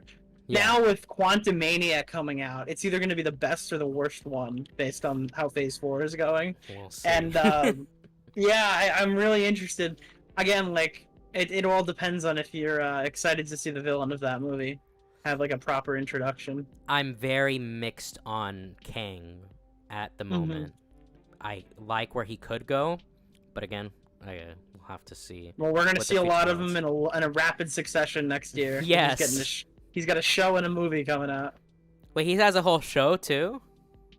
He's, as far as I know, in Loki. Oh. Oh shit. So you'll get him in the early part of the year, and then you'll get him in the summer. Damn, shit's about to go crazy.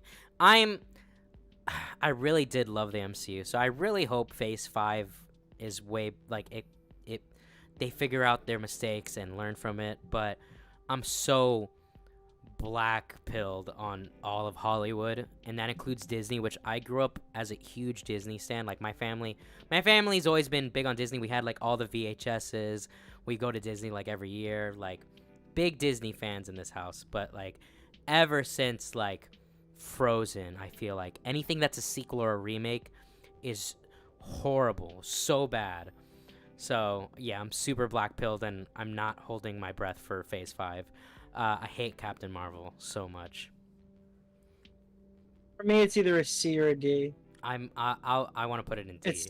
It's like the definition of mid to a little bit worse than mid. I really liked the de-aged Nick Fury. That was good. And I thought they had good chemistry when they were like together for a little while. I think so. I get triggered by how he lost his eye. Yeah. One of the most badass things from Winter Soldier was when he's like, the last time I trusted someone, I lost an eye. You mean a fucking cat? You God, what the fuck do you mean? Now that's ruined. Yeah, that kind of sucks. The cat's cool on its own. I just hate that the only good Disney property is Kingdom Hearts. Well, I'm going to talk about Kingdom Hearts 3 in the future, and we'll see about that. I just got that. I haven't played it yet. Oh, you just got Kingdom Hearts 3? Yeah, I bought the collection on PS4 where it came with like all the old games and then the new one. My suggestion, if you play Kingdom Hearts 3, you will not understand it at all, even if anything, you play it. Yeah. So, my best suggestion, don't play it in chronological order, just play it in release order. That'll make the most sense. And people overstate how complicated it is. What I always say is it's convoluted, not complicated. If you watch everything in order and you pay attention to everything, you can understand the story pretty solidly. And I actually got to test that with I had a friend. Oh, me and him have been friends for a long time, but my friend from high school, when Kingdom Hearts 3 was coming out, I offered to, because I know a lot of the speedrun strats. So what I was like, if I haven't gone through the games in a while, I'll speedrun the game. We'll watch the cutscenes together while I speedrun it, and we'll go through the story. And we went through the whole thing in like 3 months, and he pretty much got everything. Oh, so, that's cool. Yeah, so that's my I guess that's anecdotal, but I think if you basically play the games in order, you can understand the story for the most part. Although now there's mobile games to keep in mind, and I'm not caught up with that, so I guess I'm gonna start being the one that's lost, but whatever, that's a different topic. Endgame. I kind of want to put it in A tier. Yeah, I think A is fine. I think it's a really solid event.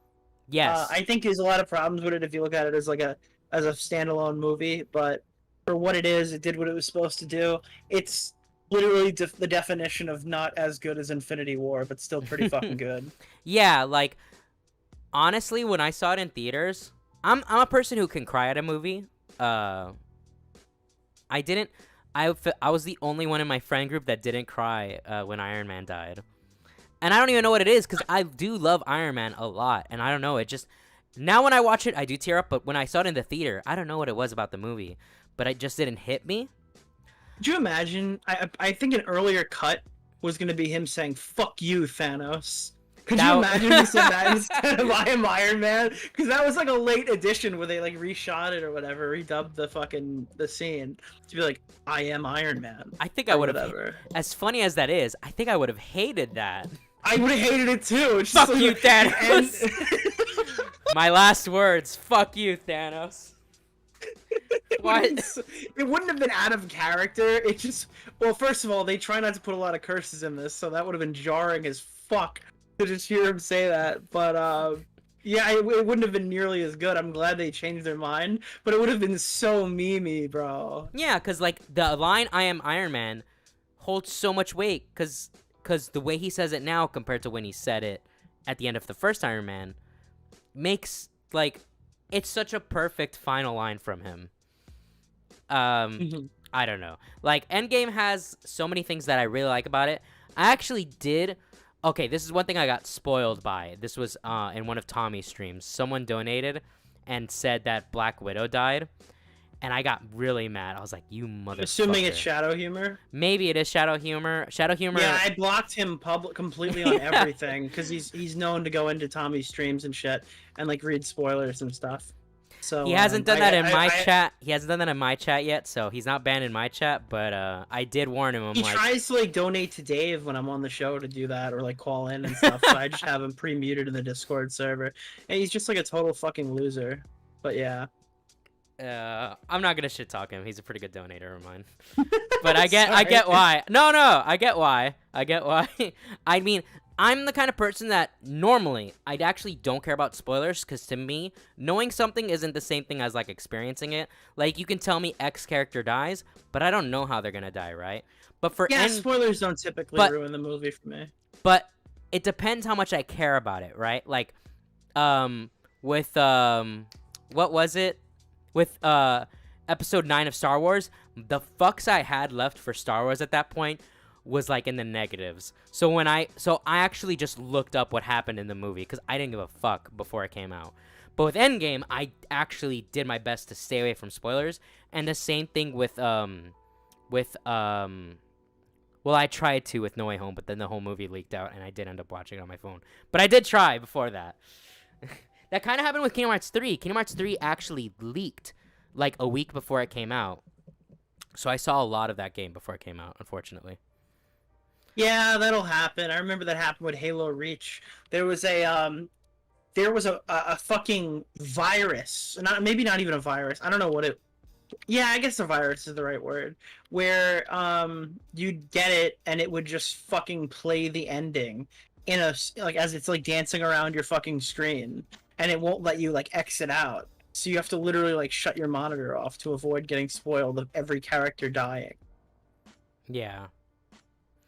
Who should play Dr. Doom?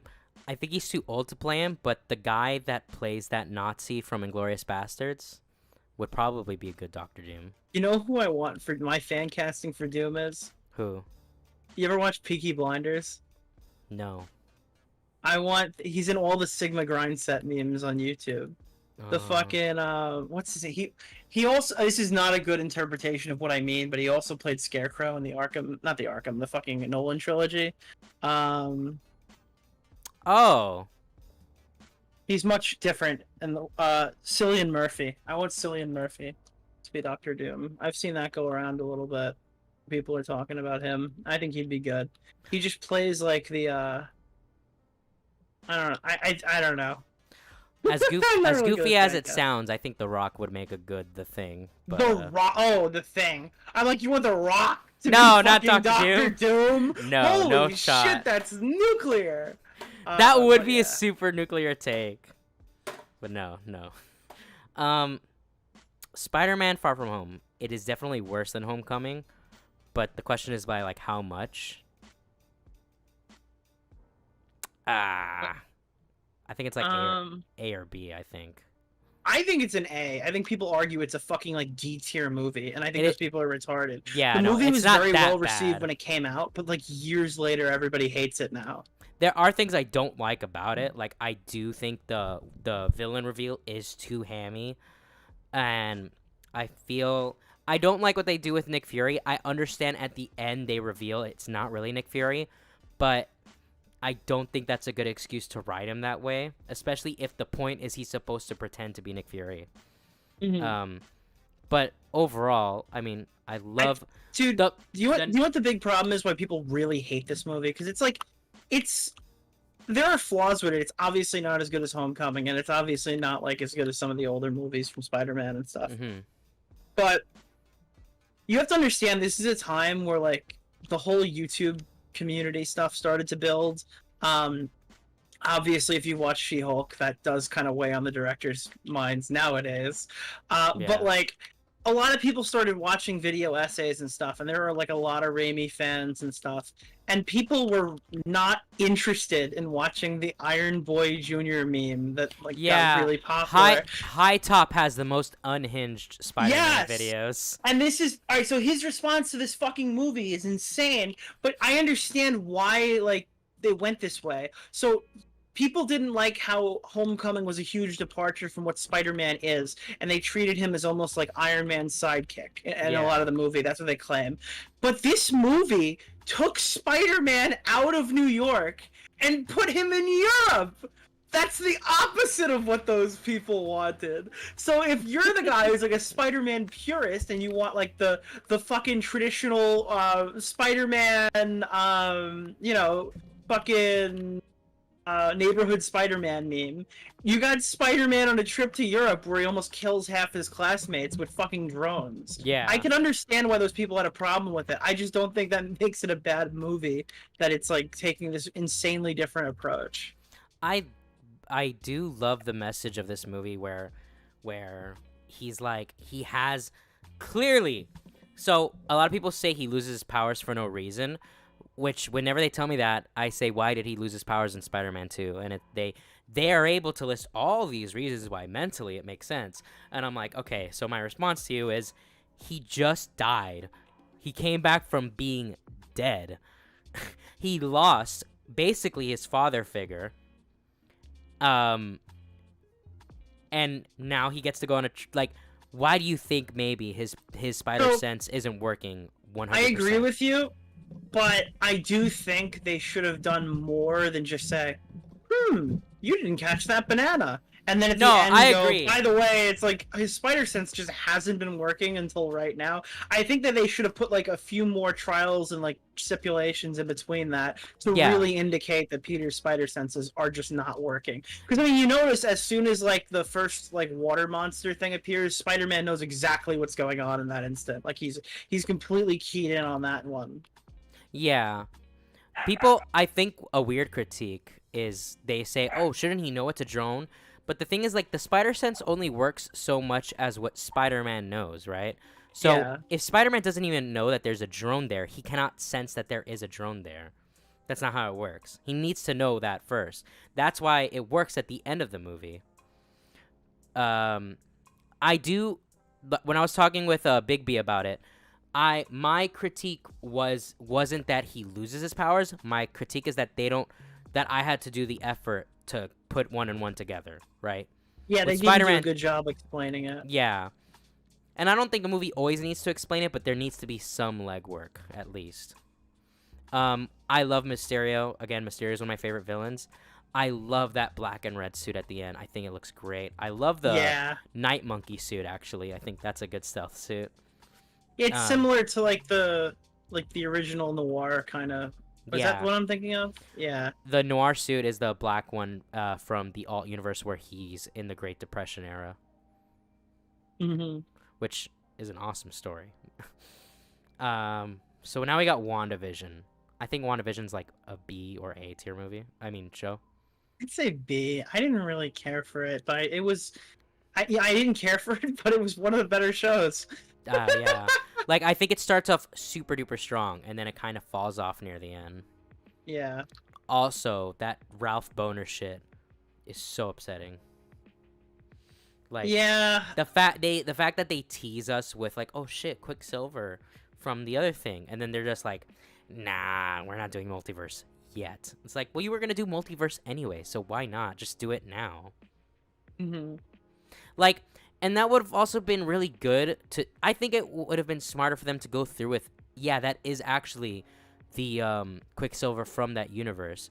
I think that actually would have been better, because the fact that Wanda can fuck with the multiverse in Multiverse of Madness, it would make a little more sense that she has connections to those powers than just being like, well, she read this book and now she can do it. Yeah. Like, if she at least has like a sense that she can do it, and then the book further pushes those powers, I think that's a better transition. But I mean, I don't know. They probably had reasons why they couldn't do it. I think Falcon and the Winter Soldier is fucking awful. I think it's like mid. I think the problem with that show is entirely off of the villains are just awful. I don't care about them.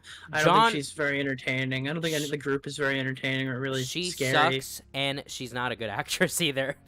Yeah, I also don't think like what's her name coming back was very useful.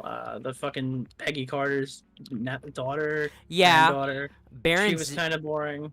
I liked Baron Zemo. I liked what they did with him. Yeah, Zemo. I like the Winter Soldier. I like Anthony Mackie's performance. I like their performances, but the way they're written makes them like so shitty towards John Walker. And I think Winter Soldier has a decent reason, but Falcon has like no reason. Dog, you gave up the shield, and now they gave it to this guy. That's literally your fault, dude. Like, and then the way, one scene that triggers me is when Falcon is the one telling Winter Soldier, "Yo, we gotta be sneaky about this." He's the Winter Soldier.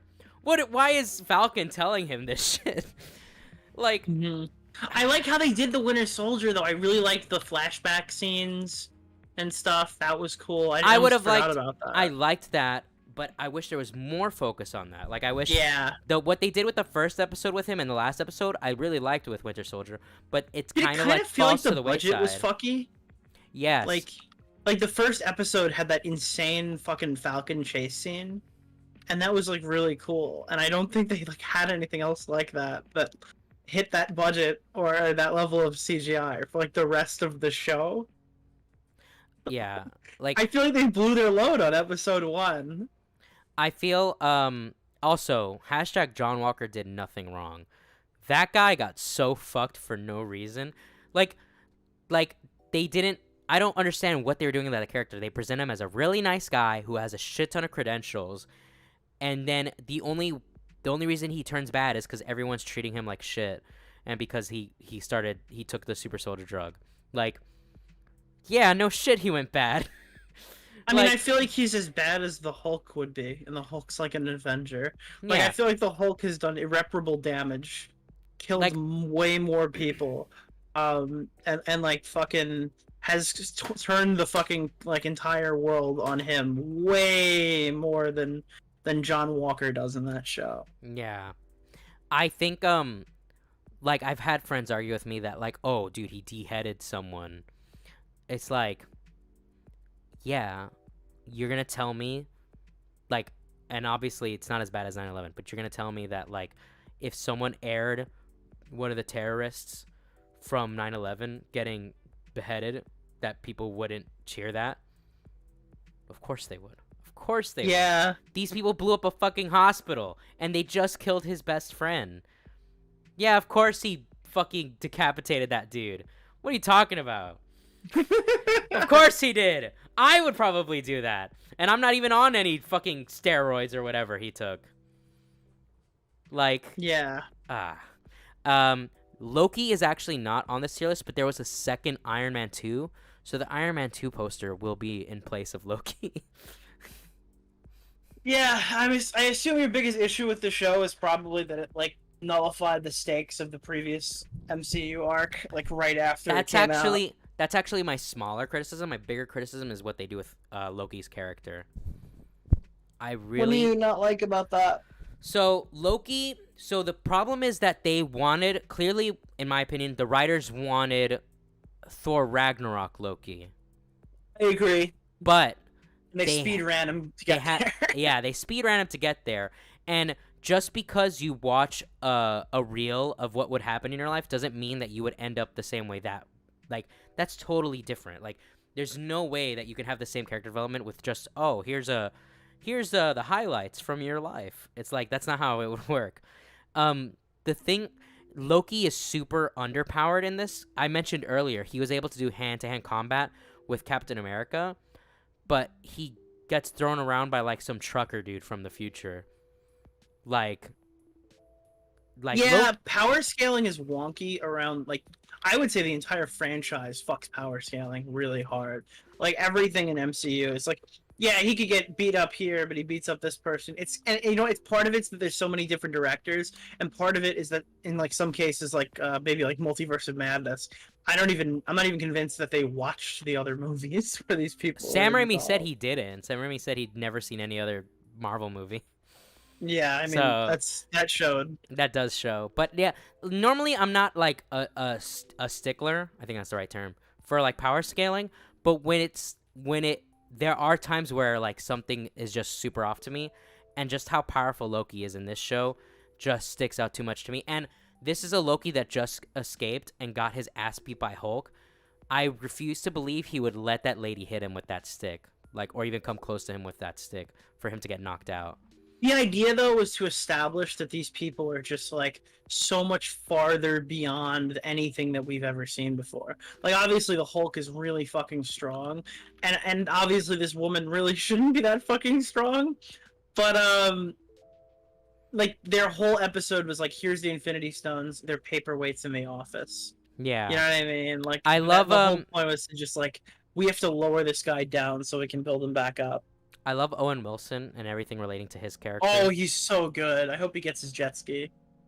Same. That's what then season 2 needs to end with.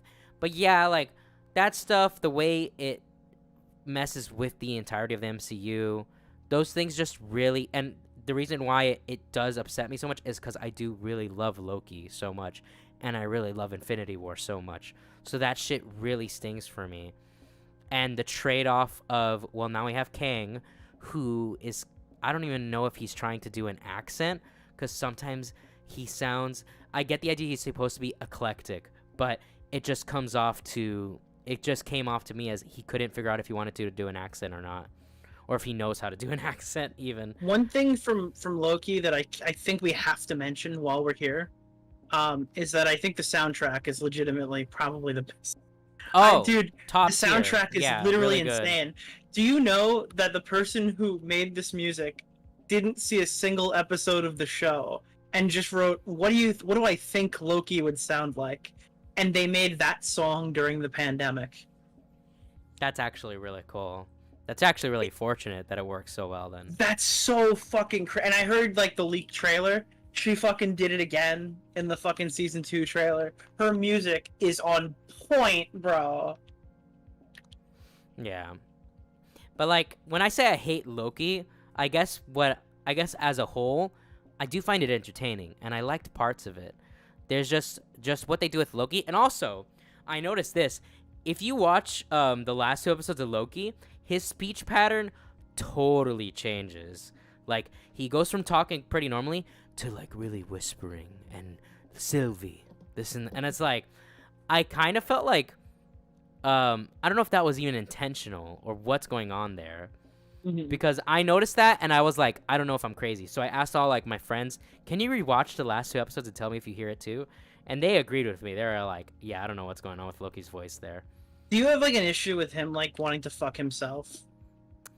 Um I feel like that's kind of in character. that it's in character. Like he is narcissistic. I don't have a problem with it. It is weird if you think about it, but at the same time, it's like, I mean, he's a Norse god, and all of those old gods fucked anything. So it doesn't like Zeus fucked women as a swan. So it's like, it's not so weird in that context. Yeah. I just think it works. Like it's like he's just such a crazy fucking narcissist that he'd start like an incestuous relationship with himself. Even though I don't even think that can't even really be incest because it's like you're fucking you. Yeah, I mean, if anything, it's masturbation. Is it weird they treat her stronger than Loki? I think it makes sense that magically she's stronger than Loki. I don't think it makes sense that she's physically stronger than Loki. I mean, I think that like they're just two different. Well, they're the same person who lived 2 different lives, so we don't really know her credentials as well as to why. Again, like, if she's been on the run from the TVA and these TVA people are strong, it's like possible that she's been fighting against like stronger foes for longer. Yeah, I don't know. It's hard to say. I did like all the different Loki variants near the end of the show. That was really cool. Yeah, that was sick. I liked that we got to see the Thanos copter. That was a highlight for me. Yeah, I forgot about that. What about the little Thor meme they put in there in the in that episode? The frog, the Throg. Dude, I hope we get Throg in the actual like movies. That would be fun. I want to see him integrated back in. I feel like one of the things they could do in the next Thor movie, because obviously he is. Dude, I thought I'll get there. I'm not gonna say what I thought now, but Yeah. fucking, I don't know. I feel like that would be a good way to bring him back. Is like we need to kind of reboot Thor after whatever the fuck that last movie was, Yeah. and kind of tone him back down to Ragnarok. And then at the same time, Loki's coming off season 2. He'll probably be down for about a year. We won't hear from him again before they announce the next one. It might be a solid team up film.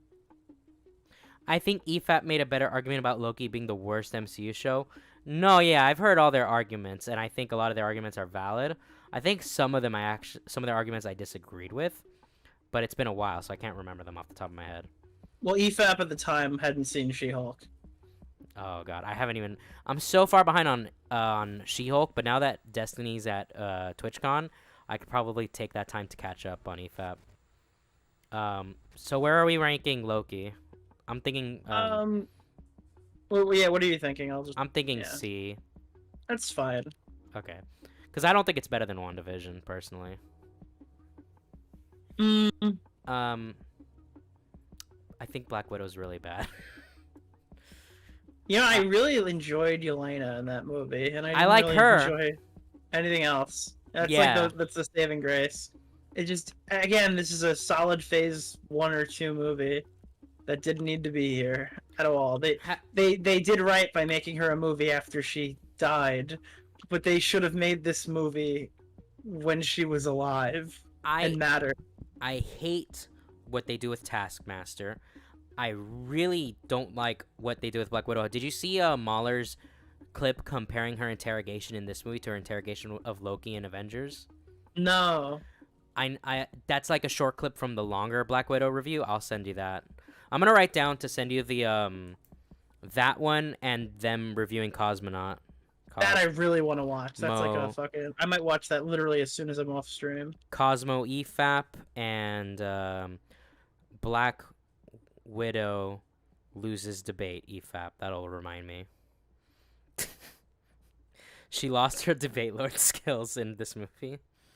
The thing is, like, I understand it's retarded, but I thought when she fucking smashed her nose, that was like Giga Chad. Like, she didn't have to. That made me laugh. I laughed in the movie theater, but I was like, all right. I mean, well, that's one way to go about it. Like, I think what made me laugh is the way she broke her nose, because she actually, that's actually pulled from the comics. But what happened is she got kicked in the face and that broke her nose. Not that, because I think the guy that she was fighting also had that same ability where his pheromones were keeping her from fighting him, and then he's like beating on her, but he breaks her nose, and then she's able to fight back. Oh, yo, what's up? I called it Zip Zap's actual Zip Zaps in chat. She's like, put Ant-Man in S tier. No, we already talked about it. Make your own tier list, Zip Zap. Yeah, and because of the way Taskmaster and Death Dealer, that super cool ninja guy from Shang-Chi, because of the way they're designed, I'm already predicting that Ghost Rider is not going to have a skull head when he shows up in the MCU.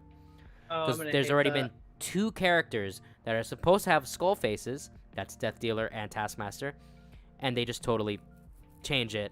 And it's mainly because of China, because skeletons are like banned in China or something like that. I don't know. China's fucking insane. I don't even know what's going on there. But yeah, so if anybody's expecting Ghost Rider to have a skull head, I'm calling it now. He's not going to have a skull head. He's going to have some kind of weird change done to him. What If? So the problem I have with What If is there's episodes that I think are really actually amazing, and then episodes that I think are fucking god-awful. So I think that they should never try to fucking ever connect this to the MCU.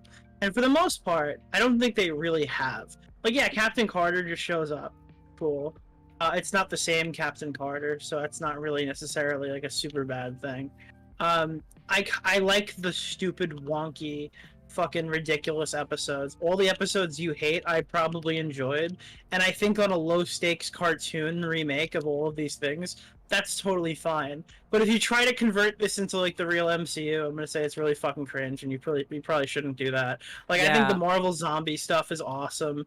I liked like a what if show if Thanos was a good guy or something because he was just convinced by fucking by Black Panther that like we just changed the that's fucking my world or least whatever. favorite episode. I get why people like I it. I like get it. that. I I get like it it. because it's not serious. There's no stakes. This doesn't have to be connected to the whole cinematic universe, and like, there's no other avenue where I'm gonna see good guy Thanos, but like fucking show up on the Guardians of the Galaxy. I think the mental block for me that's keeping me from just like ignoring the fact that it's connected is that all the characters are based like design wise on their MCU counterparts. That's why I like it more. It's like let's just fucking completely rewrite this movie and make it stupid, but it's like endearing and fun. Like there's a show coming out for Spider-Man called Spider-Man Freshman Year, and it's very, at least from what I understand, very clearly not connected to the MCU Spider-Man because there's characters in there that makes absolutely no sense for them to exist. They said specifically it's not canon, I think. Yeah. And I think that route I can accept it because they explicitly say it's not canon. But because What If is canon enough I think it's just a personal thing. In my head, it's canon enough that it bothers me. I really loved my favorite episode is probably not even anyone's favorite episode. My favorite episode is the Who Done It. It was the Loki versus no, the Yellow Jacket episode where he's the one killing where all the Loki Avengers. kills him. Yeah, I love that episode. I think it's super well done. I like fucking drunk retard Thor until they made the real MCU drunk retard Thor. Yeah. Yeah. That's unfortunate. You're like, wow, it's a real good character. Oh no, that's actually him now. Okay. Like Party Thor is fun as hell. My jaw dropped in anger when they had Ultron show up, Vision Ultron show up, and just one-shot Thanos. Because I'm just like, oh. Because one, we could have had a really cool fight between Thanos and Ultron. And two, I feel like that wouldn't happen. But whatever. There's certain things that I like about it. What if it did? Damn, I didn't consider that. But overall, like, just ignoring all of those like specific things, it is a pretty fun show. And I did like the zombie episode. My problem with the zombie episode is it didn't go far enough. I think the second one. I think the intent was for it to be darker. Like that's what you meant. Yeah. But they probably were worried about kids watching it, so they put more jokes in there. Like when I like how the Spider-Man in that one, it just isn't Tom Holland.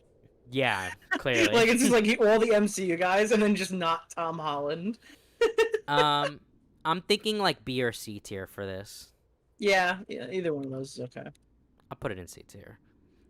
We got to keep the E strong. Shang-Chi. This movie's super mid to me. I like a lot of the action. I think it's the best Phase 4 movie that's not fucking...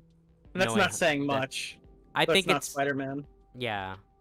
You know what? Looking at it, I have to kind of agree with you.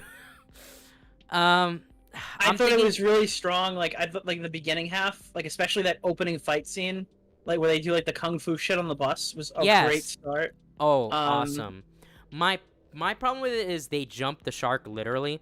At the end, I was really liking all the hand-to-hand, and then low-level gigantic combat. CGI dragon, and then fight. giant dragon at the fight. And I feel like that was an executive decision. That was like, hey, the ending's not big enough. Put a dragon in there, and they're like. The thing is, if I fucking compare this to the other like opening movies, it's obviously not as good as Doctor Strange, but it's definitely better than Thor. Like, you know what I mean? Like, I think it's really difficult to make the first movie in what's going to become an established franchise, and I think this did stick the landing. I don't know. Maybe it's because all the other movies that came around it were dog shit, but I mean, in a year of not really good MCU content, this was like a light at the end of the tunnel. You know what? I can put it in B. I can take that. Eternals is F tier. This movie fucking it's sucks. awful. It not only does it suck on an entertainment level, it sucks on like a lore level. You fucking like, could you imagine if you're gonna make these things to do your bidding, and you're like, I'm gonna give them free will. Oh shit, they have free will. They might turn on me. Let me just erase their memories. Why'd you give them free will? They're literally robots. Why the fuck would you do that? And then I genuinely didn't see the twists in this movie coming, and that's not because I just wow, they were so profound. It's because I thought they were so retarded while they were happening that I would have never considered the angles this movie was taking. Like, my jaw dropped multiple times, and you know what's crazy? I don't even remember why. I don't even remember what happened. I'm telling you all this right now. I just remember I was surprised. So one thing that people were worried about is in the comics, Thanos is a half. He's like a half Eternal. So he's technically what's the opposite of the Eternals? I'm trying to remember their name. So he's like an Eternal, but he just didn't get any of the testosterone or the size. Are they called Defiance or something like that? They're called something with a D. Whatever. Who cares? I'm sorry. You're thinking Eternals. I'm thinking of fucking the big people. Oh, those oh my god. Who cares? Whatever they're called. Who fucking cares? No one cares. Yeah, you know who doesn't care? The MCU. I've never heard anybody ask, why is this gigantic thing in the ocean? Nobody gives a fuck. Yeah, dude, how is that gonna like just pop up in the ocean? And you're like, well, I guess everything worked out. What the fuck is that coming out of the ocean, dog? It's like the fact that like Celestials. Okay, so Decepticons, good one. Deviants, that's what they're called. So you understand that Celestial actually came out of the ocean. The tsunamis associated with that coming out of the ocean. Oh, would fucking like level the entire planet, right? Yeah, literally. Yeah, it would have been game over. But the Deviants. So Thanos is technically a Deviant, and the reason they didn't stop Thanos is because they're only allowed to interact with Deviants, which means there isn't a reason they didn't stop Thanos. They just didn't. I would have preferred the explanation, even though it would have been super convenient. I admit that. But I'd rather convenience than a plot hole. I'd rather a plot convenient over a plot hole.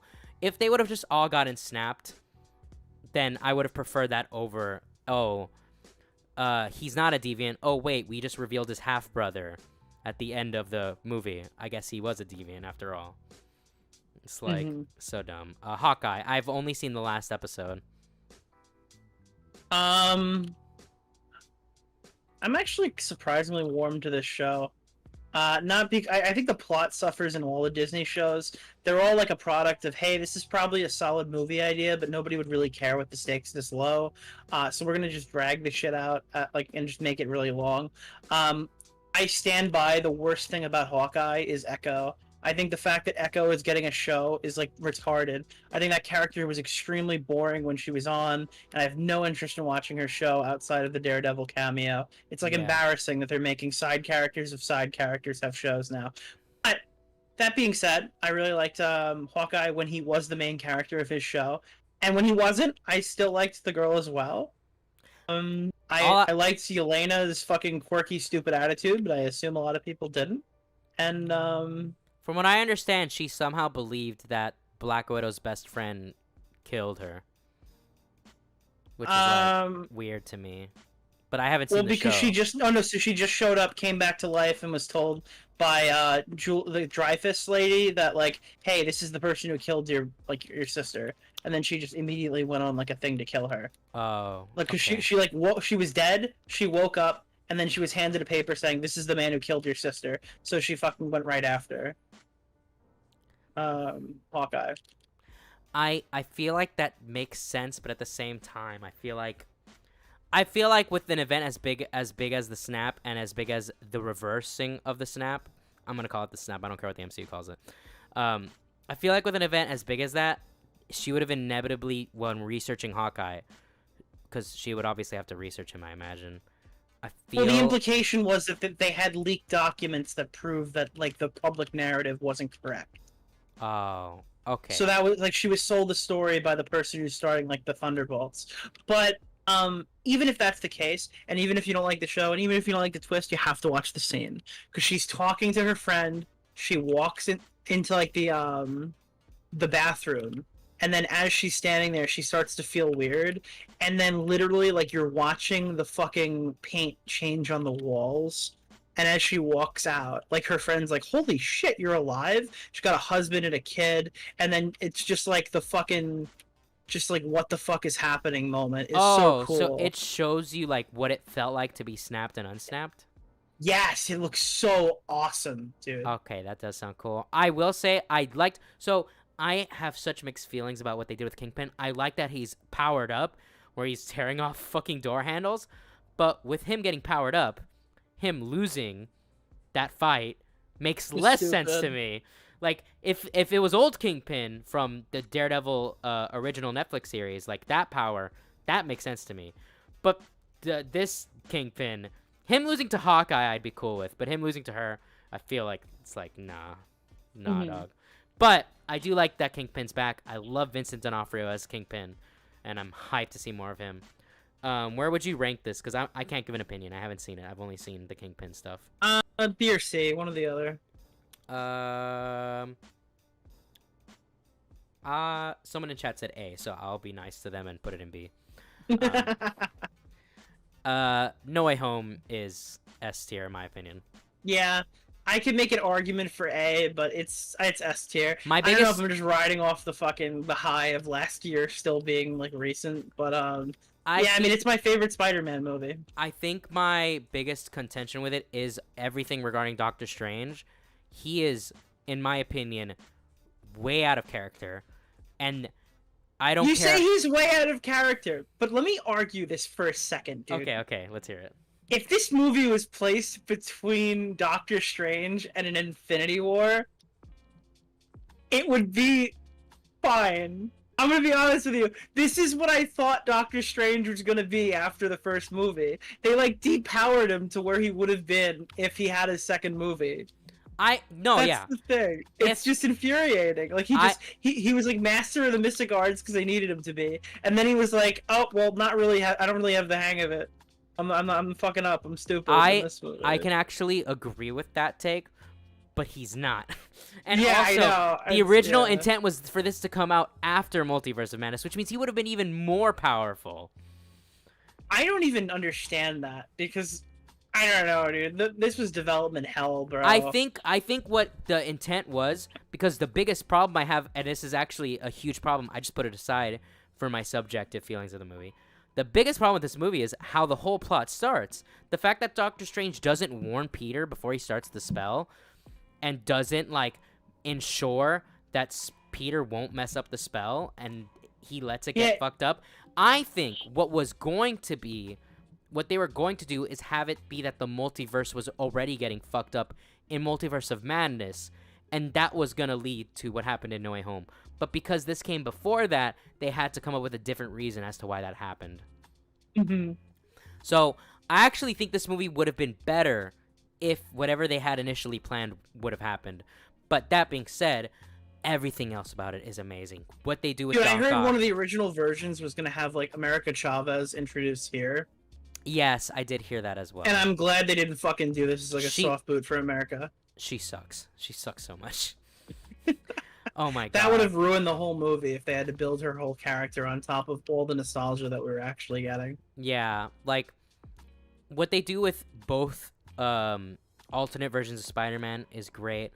What they do with Doc Ock is great. Green Goblin is great. Dude, that fight between them between Tom Holland and Green Goblin in the building. Amazing. Both of them, both fights. I still, every time I see that scene where he's wailing on his face and Goblin is just laughing at him, it's like so good. That's like some Joker type shit.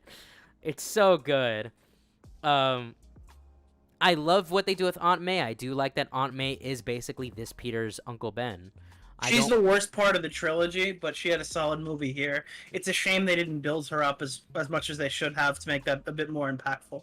I agree with that. Yeah, I can agree with that. I love that J. Jonah Jameson is J.K. Simmons again. I got the names mixed up, but whatever. I love that he's back. I also like how he's not the same. I like how he's like Alex Jones. Yeah, he's different, and he's adjusted to the modern age now. And it makes sense that he does build up his company so fast, because if you broke the story of the secret identity of a hero, that would definitely happen. You would build up your platform super fast. Yeah. He got the clout. Dude, he got the clout. He revealed Dream's face. He was like He Doc's dream. dude. He's Pallycraft. I forgot about that guy existing. We don't have to talk about him, but no, yeah. I mean, there's just so much that's good in this movie. I mean, if I was gonna nitpick it, they could have given more to Sandman and the Lizard. I really did. I was hoping they would update Lizard's design and give him the longer face, because I hate the Lizard's design in Amazing Spider-Man 1. But again, those are like nitpicks. I actually really like the Inside Out suit. I really love the integrated suit at the end, and I cannot wait to see in full action his new super comic accurate suit. Yeah, I wonder how fast they're gonna make him take it off and wear something different. I hope not. Well, my best guess is, even though we got a sample that the symbiote is now in the MCU, my best guess is we're not going to see that until Secret Wars. Yeah, I could see that.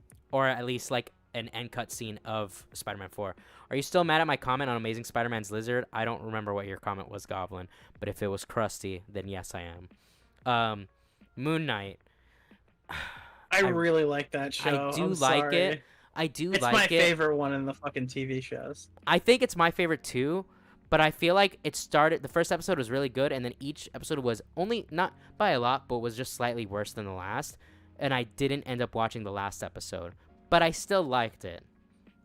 My issue, like the big one, is that this show should have been like, I mean, they don't make TV shows R-rated, but it felt like whenever the fucking massacres were happening is when we didn't see it. And I wish we did. I wish they went for a higher rating. I think if they ever do a season 2, they will. 100% this show should have been TVMA.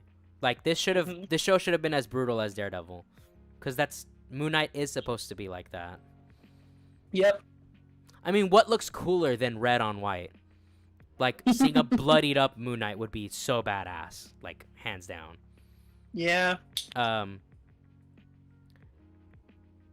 So, Doctor Strange Multiverse of Madness. I'm going to get my positives about this out of the way. The action scenes are awesome as hell. The visuals are awesome as hell. And the music, I'm a big Danny Elfman fan. Love the music in this.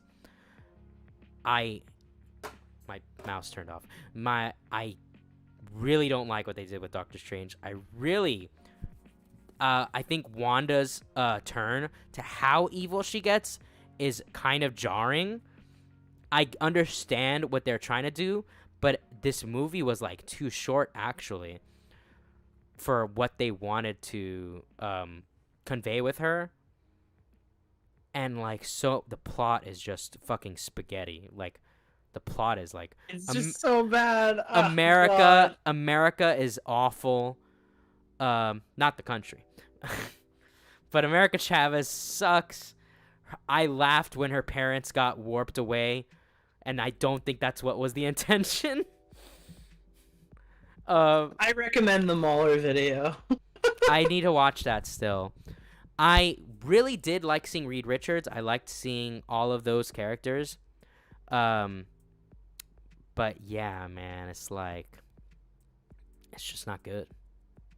Dude, I didn't realize that one of the random throwaway comments that Professor X makes is just like a stupid nostalgia line from a previous movie with established stakes. And he says the same thing. What was the line? Oh god, I forgot what it is. Let me see. Charles. I can't deny I liked hearing the da-na-na-na-na-na. Oh, that was great. I need to look up I want to use that guitar tone from the original theme song in a song. I need to look up what that is. Yeah, just because someone stumbles and loses their way doesn't mean they're lost forever. Is a comment about Jean Grey that was just thrown into this movie, and just you have to. I really recommend Mauler explaining it, because I'm not gonna do a good job, but he plays both scenes and just explains how Professor X is mentally retarded in the new movie. Yeah. Why does Wanda go evil? I thought she realized not to be evil in the show. The argument is that the Broodholds or whatever. The Darkhold. The Darkhold. What is the? Am I thinking of Gears of War? Maybe. I've never played Gears. I don't know. The Broodhold is what Batman uses to Oh wait, keep really? his mood. No, I was just making a joke about Oh, that Batman's always brooding. I've heard that before. Maybe I'm retarded. Okay, keep going. But yeah, the Darkhold, the idea that the Darkhold is corrupting her, I just Oh, think. it's Destiny. It's Destiny. The Oh, video game. Ah, That's what it is. Okay, the got it. the mommy hold, good one, buddy. Um, her change to being evil is just too fast. Like I agree. the intro of the movie needed to be. There needed to be just 30 minutes more to the intro of the movie. That's all the movie needed to be vastly better. My friends, it's funny. My friend's least favorite fight was the musical fight where they were throwing music notes at each other. That's my favorite It's fight. retarded, but it's so cool. It is so it's cool. Like, I don't understand why, but like why they did that. But it gave I'm glad me they did. it gave me Fantasia vibes, and I love Fantasia. Yeah. But yeah, that's Doctor Strange. We're almost done here. We're on to the last 6, which the last one isn't even out yet, so we can just put that in haven't seen. Miss Marvel, I have not seen this at all. I haven't seen it at all either, unfortunately. Okay. I completely skipped it. Thor Love and Thunder is either F or D tier. This movie fucking sucks. I'd say D. I think Okay. there are like things that are better in that movie than like the two F movies. You know what? I can give it that. I can give it its positives. What they do with Jane is actually really good and actually Yeah, I like Jane. pretty well handled for the most part. And gore is actually pretty good. Dude, I'm sorry. Every time I think of Jane, I'm like, oh, the hammer's kind of cool. Oh, wait. Now I'm remembering that really retarded scene where fucking Stormbreaker is jealous of Mjolnir Oh and just my starts god. like floating through the room angrily. I can't even sit on this for more than 3 seconds without being like. The problem with almost every joke in the movie is that it is initially funny and then it drags out. Like, that joke is funny at first, and then they do that joke 20 more times. Were you laughing about the llamas? I was so mad. The first time I heard the screaming goats, I was goats, like gripped to my chair. I was like, there's no way on God's green earth they just used a 10-year-old meme. I can't believe it. That's not possible. I can't. I was literally like in denial. Like, I went to my friend next to me. I'm like, they did not just use a goat meme. Oh God, was it And then bad? they use it like 20 times, and they use it to ruin what could be really cool atmospheric scenes when they get to the dark world or whatever they call it. It's like, I'm like, what the fuck, dude? Like, that's an actually really cool scene, and you just fucking ruined it. I actually liked the joke about them eating children. I liked that one. I liked the stuff they did in the God room, the God club. I don't know what else to call it. I didn't like that Zeus sucked so much. Yeah, Zeus got his ass beat so fast. Apparently, what was originally going to be planned was that Zeus was going to be kind of like a mentor figure for Thor, which I thought would have been cool. Like Zeus was actually going to teach Thor how to use the lightning bolt. Yeah, and they just fucking like made him like a bitch, like Harvey Weinstein. He is, and I guess he's coming back, and he's gonna unleash Hercules on him. Which, I mean, I'm hyped to see Hercules, but yeah, it's like, and the use of Guns N' Roses. I actually have a really simple solution to use Guns N' Roses. Have there and it's only one line. Sometimes you only need one line to kind of fix things. When Thor is leaving the Guardians, have him just say a quick line like, I won't forget you introducing me to my new favorite band, the Roses Gun, or some kind of joke about him, because that's a constant joke about Thor. He says things. Just have him that's your easy connection. Oh, well, he must have heard a lot of music from the Guardians, and one of those bands could easily be Guns N' Roses. That's it. That's like an easy connection to make. Instead, the super loose connection is that Heimdall's son, who we had no clue existed, is big into Guns N' Roses. Okay? What?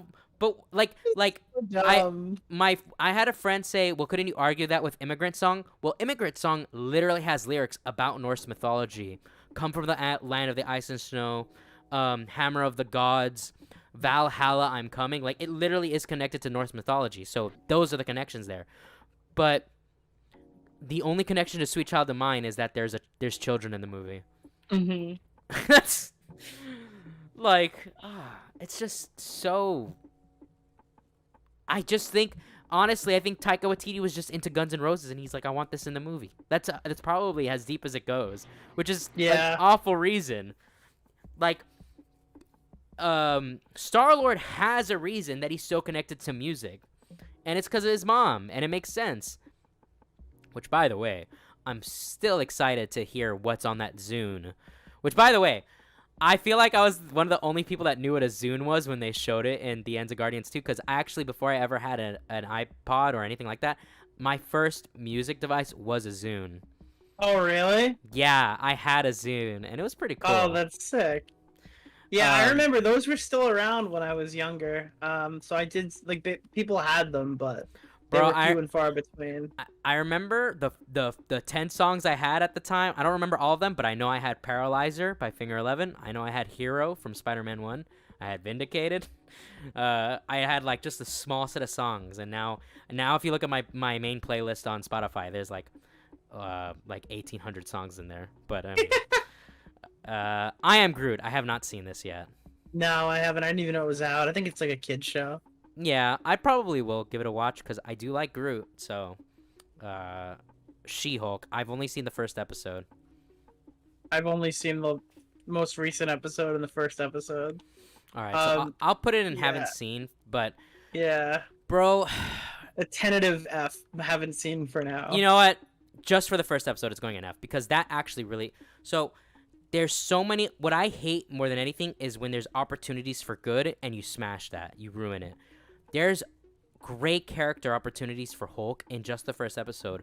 When Hulk explains that the lab was built by Tony for him, and when he explains that he built the bar with Tony, that shit's like, and you get to see that they wrote their initials on the bar. That's actually really nice, and it shows that there was a good connection between, and we already have clues to their connection before, because I think at the end credit scene of Iron Man 3, it shows that the whole thing was actually Tony recanting that to Hulk, and Hulk's just like, look, man, I'm not a therapist, dude.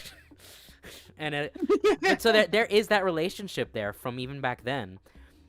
And then when the lab gets destroyed, what Hulk does, Hulk doesn't go to the fact that was built by Tony. He says, do you know how many millions of dollars you just destroyed? When the bar is destroyed, he doesn't like mourn the loss of this thing that him and his deceased friend built. He's like, well, you better help me build that back. And it's like, you have great character moment opportunities here, and you're just, because to me, the way I look at movies, the plot is actually number 2 for me. Number 1 is character. If you have a shitty plot and really good character stuff, I can forgive your plot. Like the last Suicide Squad movie that came out, the plot is like spaghetti, but all the character shit is like top tier stuff. And so I can put aside that plot stuff because of how good the character shit is. So when you waste character moments, that shit really annoys me. The fact that Jen is like shitting on Hulk when all he's trying to do is help her out. I think that's her name, Jen. When all he's trying to do is help her out, when she's like, I get catcalled and I get shit on at work, all right? I'm infinitely better at handling my anger than you. And when I saw that scene, I'm like, I really hope she doesn't even know that he was chased by the army. And then at the end, she's like, you want me to have your trauma? You want me to get chased by the army? And it's like, wait, so you know about his trauma. You definitely have to know that he was close with Black Widow and know that she's dead. You know that one of his best friends died recently. And you're treating him like this. Like, that's just, to me, she's just an awful, awful person. Like, in my opinion, she's worse than Captain Marvel. Like, she is fucking an awful, shitty hero. And I don't know how much she changes throughout the show, but talk about a nuclear first impression, man. Dude, the issue I have with this show is I don't think anyone likes it. I think it's a conspiracy, and I feel really gaslit. Because the only positive posts I see about this show are just people going like, dude, those fucking people on Twitter are gonna hate this episode! It's like, there are people who hate this because the show sucks, and there are people who like this because the people who normally want to enjoy the show hate it. Like, it's just, I like this because you don't, is the only positive take I've seen. Yeah, and that was the same reason this happens like all the time. This is the same reason why people were so hype about Captain Marvel when it came out. Not that I think this is worse than Captain Marvel, because Captain Marvel is just kind of mid, but there's a lot of the people that were super hyping up Captain Marvel were just like, take this, men. And it's like, okay, but it's bad. All right, I don't care. And what sucks is that my argument back then about, oh, I hate women, well, I love Black Widow. Well, now I don't like Black Widow. So, well, I like Black Widow, but I don't like the movie Black Widow. So it's just a shame, really. And I actually like She-Hulk and everything else I've seen her in. She's a really fun character. I haven't seen Sitch's video yet, PSA Sitch's video yet, but he actually, I saw a little bit of it, and he pointed out that the show is written by women, and yet they make women look like the worst people on the planet. Yeah, I know. It's so weird. I don't know. I've heard really good things about Werewolf by Night, but I haven't seen it yet. I haven't seen it either. You know what? I didn't even know it came out already. Yeah, it came out this last weekend. Oh wow. Well, I guess I have something to watch. But there we have it. That's the tier list. Yeah, we went. It took a little longer than I expected, but overall, I think considering the amount of stuff we went through, I think we went through it pretty fast. Yeah, it's like a whole franchise. Jesus Christ, there's so much shit. There's stuff I forgot about on here, to be honest. Yeah. I wouldn't have remembered ahead of time if I thought about it. There's only 2 questions for you in the tweet, if you don't mind me asking you them. Sure. Yeah, no problem. All right, so from Nexa Jed, would either of you be satisfied if the MCU ended after Endgame? Also, what does he think of the last 2 Fortnite season if he still plays LOL? I really enjoy the current Fortnite season. I like the whole Chrome shit where you like float. I was actually playing it a lot last night, to be honest. Yeah, I mean, I've been having a good time with it. And honestly, if the fucking MCU ended, I wouldn't have gotten to see Spider-Man, and I'm really excited for the new trilogy. Yeah, I'm a little burnt on some of this shit, but other stuff I want to see. I've always been somebody who'd rather get more content than just leaves. Yeah, dude, if Captain America 4 sucks, it's not going to affect the first 3 movies for me. I still have those 3 movies. They still work just fine.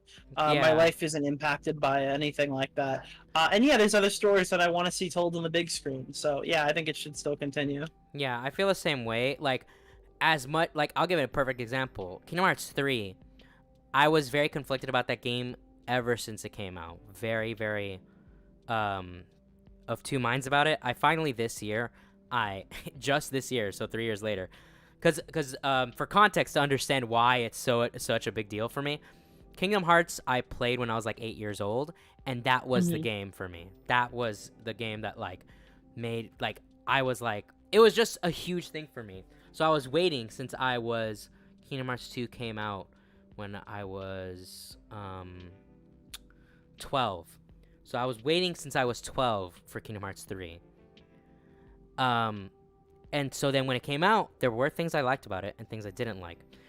And at the end of the day, that's like a 4 out of 10 game in my opinion.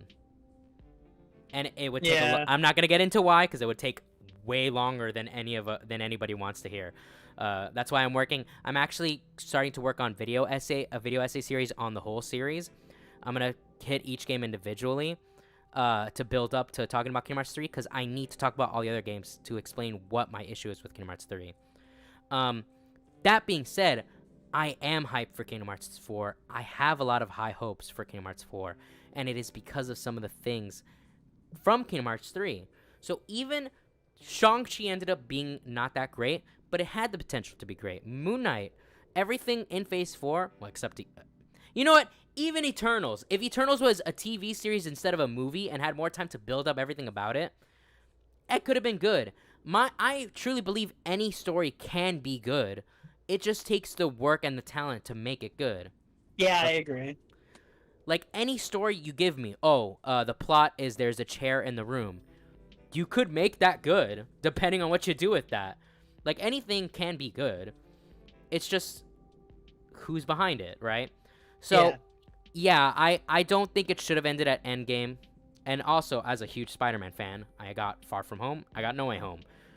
Why in God's name would I not want that? But, Anyways, the second question, and I've never played Fortnite. I do intend to play it eventually, but I've never played it, so I can't give my opinion on that. Question for the Nicholas DeOrio. This is from Theodore. Do you ever lie awake at night sweating in despair thinking about a tweet you saw that was very cringe and unbased? Like, do you sometimes cry in the mirror after reading a bad tweet? Because I do. Okay, that person is unhinged. No, I can't say I can't say that's happened to me, unfortunately. Or fortunately, depending. I guess. It depends on your perspective. But, Yeah. thank you so much for joining me, Nick. I know it was last minute, and so I really appreciate that. Hey, no problem. I had a really good time. I like talking about Marvel stuff, and I don't often have, like... I don't usually get called on for my Marvel takes. Yeah, like, the entire reason why I started this tier list thing is because because there's a lot of people that I know that I do talk to that I'm sure a lot of people do want to, like... Hold on, my dog's barking. I don't know why. You're good. But basically, there's a lot of people that, like in the community, what do we talk about? We talk about what the community is about, commentary. And although everyone has talked about other things they like, there's never, like, a specific moment where we get to just focus on that. So I thought it'd be a good idea to invite people as guests, do kind of a semi-interview, semi-tier list where we talk about things that we love outside of the community. Yeah, that's a good concept. So that's why in 2 weeks from now, because next week I'm going to be on vacation, so no streams next week, guys. But the following week, the next episode of the Tier List podcast will be with Tommy, and we are going to do Star Wars, which should be fun. And there's, like, a whole bunch of things I've got lined up. There's a lot of people. Are you keeping Tommy away from, like, sharp objects and rope when you cover Star Wars? Well, I think me and him are going to agree on a lot, except maybe the prequels. When he has to talk about it, like, you're not going to let him have shoelaces for that, right? I mean, I know Tommy's a strong-willed person, but I don't know how much he can handle Star Wars. But, like, other ideas I have, I definitely want to try and hit up Turkey Tom and maybe do a Slipknot album tier list. I got tips. I've already asked Tipster. He's down to do an Eminem album tier list. I've got a lot of things. Is that like the Teddy from back at in 2018? There was like a Teddy who always commented in chat. Teddy, he's just a regular in my chat, and he's just he makes troll comments all the time. He's pretty funny actually most of the time. So I don't know him from anywhere else, so I wouldn't know. But yeah, I'm excited with how the Tier List podcast have been going so far. Like, my plan is basically to have 3 guests a month, and then have a quote unquote community tier list where basically I'll be in my server and anyone that's in my server can join if they're interested in the tier list. For example, the one for this month, which will be on the 30th, will be a Tim Burton tier list. So anyone that's in my server can join and for that one, basically. I agree with your chat though. You should do a hentai tier list with lyrics. Damn, that'd be a great idea. That's actually so based. There's 2. That's like, bruh, I've had some people suggest, like, why don't you do an anime tier list? It's like, there's like over like 5,000 anime. That is way too not specific. Like, oh my god. That's why, like, when I was asking, I had to be very thoughtful about when I asked people if they wanted to be part of the podcast, because if I just say, oh, say some things you like, I got answers like, I like rock music. And I'm like, well, we can't do a rock music tier list because how many rock bands are there? but yeah, I like movies. You want to do a movie tier list? Just yeah, like topic is movies. When I was talking to Tipster, we were like going back and forth. I'm like, maybe a rapper tier list. And I'm like, do you like Eminem? And he's like, I love Eminem. I'm like, okay, well, let's do an Eminem album tier list, right? So yeah, I'm excited, and if anything, when Phase 5 ends, if you're down, we can do another MCU tier list and see where we find ourselves then. Yeah, we could do an updated one, see what changed. Yeah, I already told, like, Dead on Dave was one of the earlier, was on episode 4 or 3, and me and him are planning on doing another Pokemon tier list, probably in January or February.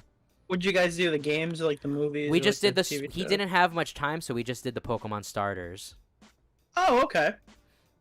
But I would like to do a full, like, Pokemon tier list, but I would need to try and plan out to that, because that would obviously take way longer. Dude, I've been trying to scope out a Switch OLED for like the new Pokemon one, Yeah. because it's been like going up for pre-order and then instantly selling out. And I'm just trying to cop one because I know I don't know if I want to open it or keep it sealed. I don't know what I want, but I definitely know I want one. I just don't know what I want to do with it. I Yeah. don't think I should make it my like daily driver, but they have a really nice looking OLED that's coming out for the new games. Yeah. I mean, I'm happy with my Switch now. The next thing I probably want to, like, when it comes to like entertainment stuff, I probably just do want to save up for a PS5. Although I have been eyeing this. I do kind of want to get a 12-string electric guitar. So I don't know. I'll see what I put my money towards. But anyways, thanks again for joining me. I think the next time I might hit you up about doing something together. I'm planning on doing a 24-hour stream, charity stream, the weekend before Christmas. So I might hit you Okay. up and see if you want to not join for the whole thing, obviously, but come by if you're available. Yeah, I can stop by. That'd be fun. All right. Well, anyways, I'm gonna deafen and end with a song. Thanks again, Nick. Oh yeah, thanks for having me. All right, guys. Thanks for watching. I don't know if anyone sent any donos through Streamlabs. I wouldn't have been able to hear it because OBS is fucking with me. Let me just disconnect. So let's end it with a I gotta think about it. Let's end it with another Guardian song. Let's end it with My Sweet Lord. That's a great song.